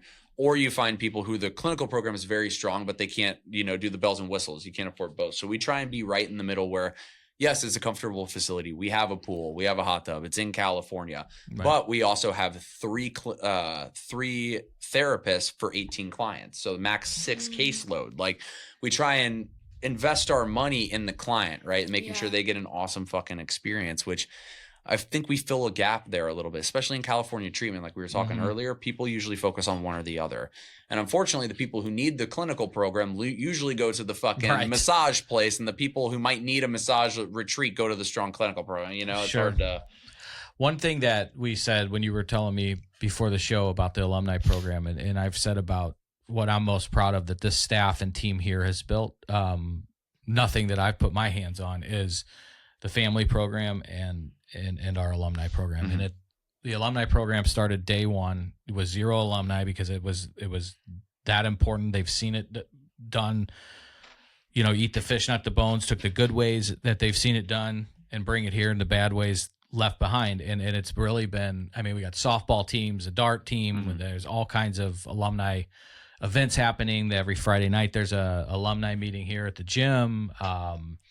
With the Friendsgivings, just everything. They're always together, supporting each other, exchanging furniture on the alumni page. Just whatever you need. It's really a fucking gift and a privilege to watch. So it's awesome work that you're doing. Well, like you said too, it's like community is what we crave, right? And I think when you go to a program that's a 21 to 30 day, right, Detox Res, you build these strong bonds with people on day one. And without an alumni program, you might never talk to some of these people again, right? And I find too, is it's the greatest joy for me has been seeing other alumni hold other alumni accountable, or if they're hurting, reaching out to help them, or if they notice somebody's a little bit off, like, hey, this person might need some extra support. And that just... It's life-saving, John. It's the 12th step. Right. It's being of service to the alcoholic still suffering, right? And that's when you see other people take that upon themselves, and they're not getting paid fucking anything. Right. They're just another alcoholic trying to help somebody, right? And you see that network get built. Heart and soul, man. It's the most beautiful thing about what we get to do. You're not going to be here Wednesday, are you? I fly out 6 a.m. Fuck. I'd have you... I'm in town like once every 3 months. We got to get you to Underground. Yeah, I would love to. I'd love to have you out to Underground. Yeah. Right. We'll figure that out. We want to get you out. And before we let you out of the hot seat, I got to go back to Grandma. Okay. She passed away 3 days before your 1 year. Yes. So walk us through that grief, because that's real life grief. Now that's not self-medicated, John. Yeah. I had one of the owners of the long-term treatment program I went to recently on my podcast. His name's Yeshaya Blakeney, and we were talking about this. What's the name of your podcast too? It's called Recovery Refine. Refine Recovery. Nice. I love it. See what I did there? Yeah. Good stuff. Way better than Pondoff Anonymous. I hate our name, and I don't know how it started. Well, now you've got it. You just got to stick right. with Yeah, it, you can't right? change it now. I hate our name and I don't know how it started. I do know how it started, but somebody. Yeah. Anyway. Yeah, But I had him on the podcast, and I talked with him a little bit about this. I'm like, I don't feel like I've fully grieved it, because I was a part of a fellowship in 12-step that does something called a watch party when you get a year sober. So what they do is they get everybody together the night before you turn a year sober. You go to like a Denny's, you all wear suits, and you sit at a table with 6 of the people who are most important in your sobriety. They count down from, fucking 11:30 to midnight. Shit. And then at midnight, everybody comes up and they shake your hand, sing you happy birthday, and they all give you a card, right, with $1 in it too, like for congratulations on getting a year. So the way that it happened That's with incredible. I'm in a it's fucking awesome. So Do you guys go this Grand fellowship's Slams? amazing. Yeah, I got a Grand Slam I for hope sure. I think one of my buddies got the Salisbury steak, which is criminal at a Denny's. Yeah, but, man. It's Wow. insane to try and get the Oh, but he's steak. probably still chewing it. But I remember what happened was I got the phone call at like 5 a.m. from my mom, and I could tell as soon as she called me, and Sue was in good health. She kind of passed away suddenly. We didn't really have an inkling it was coming. I could tell in her voice that she had passed as soon as and I instantly got into service mode. That's what the program's taught me, right? Is how can I be of service? Don't make this about myself, right? And so I asked how I could show up, when you need me to be there, when's the funeral, I can get there early, like whatever I can do, right? And I talked with her about it, and I had this watch party planned for like a month, right? They have you like print a flyer and bring it to meetings and shit. It's pretty cool. And you put 3 photos of you in addiction where you look all fucked up on it. At and then 250? Where you got I've got a picture of me with a giant marijuana plant, Snapchats. a nitrous tank on there. It was like a mess. We get people in here for gas, man. Yeah, it's crazy. It's really fucking nuts. people up. From the hippie culture, and the Hippie festival crack. shit. Yeah. I used to be all into that. But Fucking fish heads. yeah, it's Teresa. gnarly. Oh my God. Fish is pretty tight. I like fish. We play a little fish at drug church. Every once in a Okay, there little you farmhouse. go. Nice. Yeah, there you go. A little tweezer. Happy things. Little Oh tweezer. God, There you go. Teresa's going nuts. She's going to Shaking Deer in her Creek. boots. There you go. Teresa's taking Zoe to Deer Creek for a fish show. Oh, hell yeah. Up in Wisconsin? Indiana. Indiana. Okay. Yeah. That's One all and the I same. That'll be sick. But melt their faces off, dude. But kind of what I don't know what that happened means. is so I had this watch party planned, and I didn't really think anything of it, right? And I find out that the funeral is going to be on the day of the watch party. Fucking awesome. And so I'm like, fuck, like I can bury my grandmother, and she's Jewish, I'm Jewish. You physically bury them after. You go through and you throw the dirt on. And I booked my flight to where I flew out after the funeral, and I had to come back for my watch party. And I go and I just get into service. And her mom was her best friend. So she still struggles to this day with the grief, and she was the matriarch of our family, and it's a hole that will never be filled. No. I don't feel, to answer your question about grief, I don't feel like I've started grieving yet. And what Yeshaya told me on my podcast, he goes, John, some people have the experience where they grieve 20 years down the road. Yeah. It's not a linear process, No. right? But I remember I went to her funeral. I showed up. I got in service every way that I could, right? I made it about everybody else and not about me, which that's not how John's wired. John normally, I remember it was in the same temple that my grandfather got buried in, and I was like drinking fireball shooters in the bathroom just to keep the emotions down. Sure. Right? Yeah. And we bury her, I physically bury her, and I have this moment where I'm like, I wish she could see me sober here today, right? And she's looking down, and then I'm like, I know she's looking down. If there's a God, she's able to see me right now. And I go and I have lunch with my family, and I get on a plane back, and I fly back to California and show up to my watch party 5 minutes before 11. And I have this moment where I'm like, I'm right where I need to be. That's a fucking movie scene. It was crazy. And I remember like my flight even got delayed out of Atlanta. I'm like, fuck, I'm going to miss it. And then everything lined up to where I got there on time, and I changed into a suit and I go to this I'm party. getting all Hollywood here. Like Yeah. the fucking beginning of the movie is the dirt, like you're throwing dirt on it, and then your life, and then the end of the movie is the same day you're walking into your. Yeah. Right. Yeah. Yeah. I think we got it. Yeah, but let's start the You got a little screenplay, young Ethan Hawke in you. Yeah, thank you. I appreciate it. They say I'm a little young George Clooney. I could see that. I could see that for Big sure. they. Big they once again. I say more Rosemary Clooney, but it's all. But yeah, I had that moment where I realized I'm right where I need to be, and I wouldn't change anything even if I could. And this is exactly where my grandmother would want me to be. Amen, is being of service to, because we do those watch parties not for me. It's so all the people with 3 months can see what it's like to get a fucking year. You know, it's such an important. It really is. It's like taking a cake at a meeting. They call it that in California. I think they just call them anniversaries here. But I take a cake so everybody else can see what it's like when you get a year. You know, so they have something to look forward to. It's really never about. It's not supposed to. As much as I like it to be about me. Me too. Says, it's never about us ever. It's so humbling. It's about helping that strange drunk on your doorstep, right? You know, and so to answer, I don't think I've fully grieved her, but I know she's with me. I grieve her in little bits and pieces, right?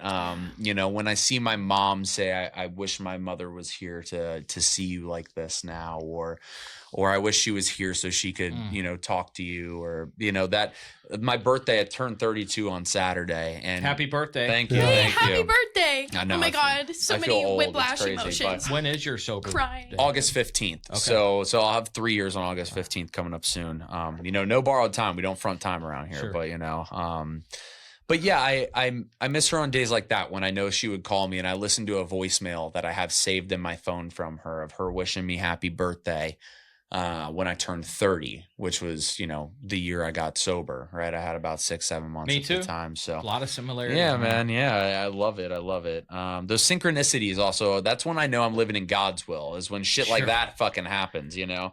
When I was about, I think 25, I had a doctor tell me that the way I was drinking, he's like, this doesn't end well, just because I'm being honest. And I really respect him to this day. He said, one of my best friends at 30 realized God stepped in and said, you did stuff with his body. He said he could never drink again. And I heard that and I was like, nah, that can't be me. 30's young. And 30, about 5 months after exactly 5 months after my 30th birthday, on March 25th is when I could never, I just checked it. So it's so wild.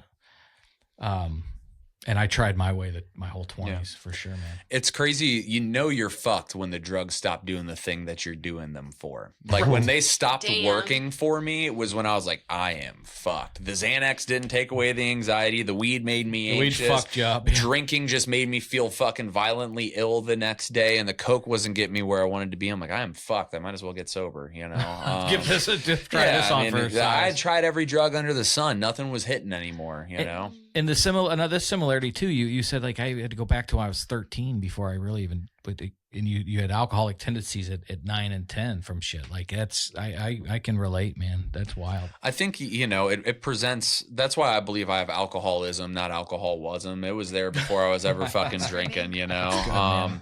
It's just like, it's one of those things where I don't think it's like that for everybody, because we get people who they don't have a drinking problem until something happens in their life, maybe trauma, PTSD, something, you know, throws gasoline on the fire, like it's been burning in the background. But for me, it was very apparent I never had the fear of doing drugs, right? Like I would move that line every single time. Like I always told myself, I'll never do coke.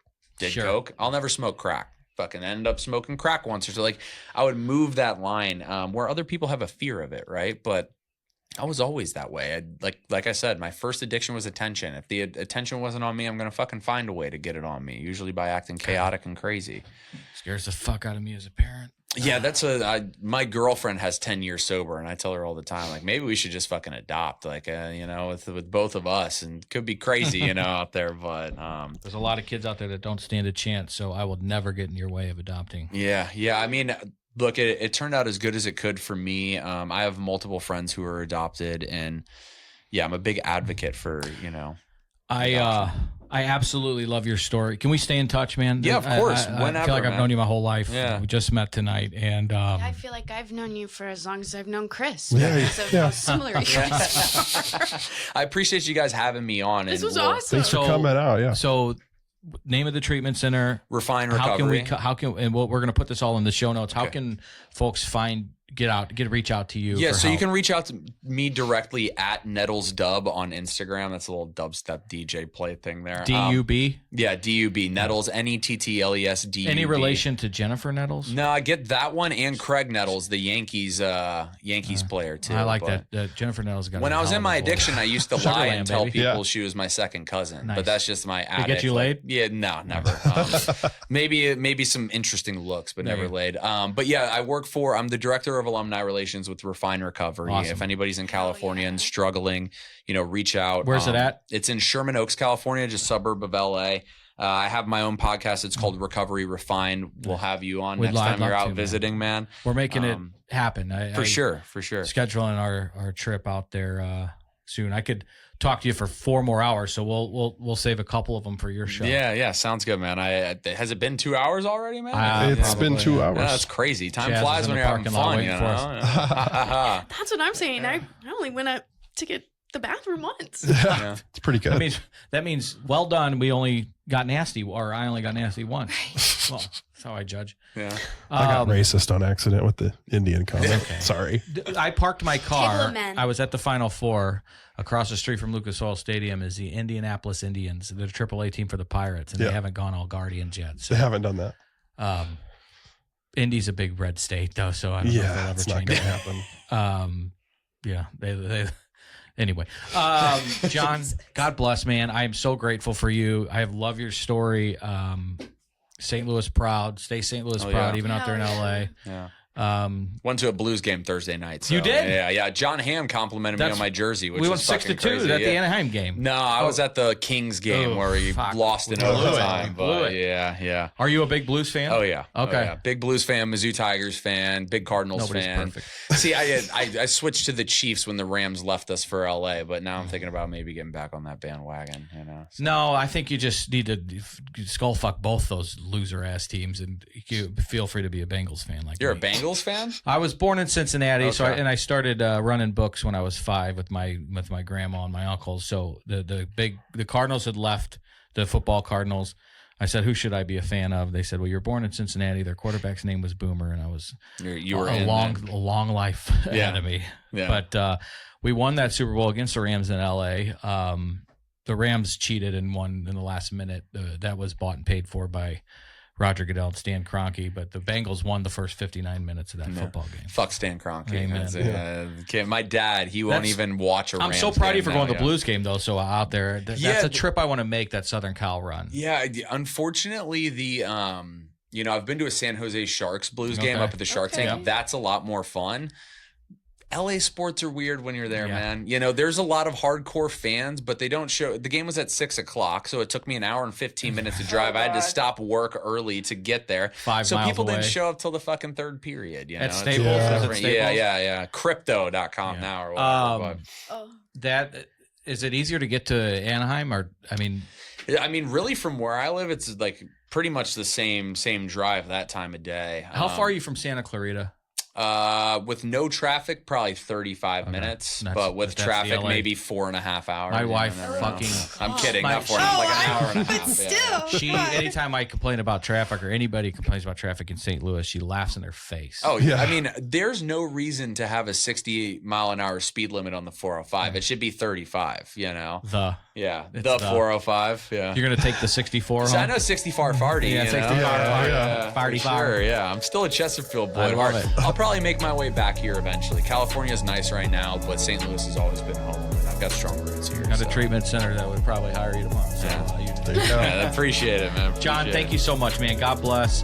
One day at a time. I'm really proud of you for the work you're doing, and I think our futures are bright together. I'm excited to call you a friend and a brother. Yeah, appreciate it, man. Likewise. All right, brother. Thanks, Scott. Thanks, everybody. Let's pray. Pondoff's Anonymous is hosted by Chris Pondoff with Zoe Mendenhall and Jeff Allen. Produced, engineered, mixed, and filmed by Jeff Allen. Recorded at Illinois Recovery Center in the Pondoff's Anonymous studios. Music by McCall. The track is Anti-Hero. This podcast shares stories. It's not a substitute for professional help. If you need support, visit pondoffsanonymous.com and contact us.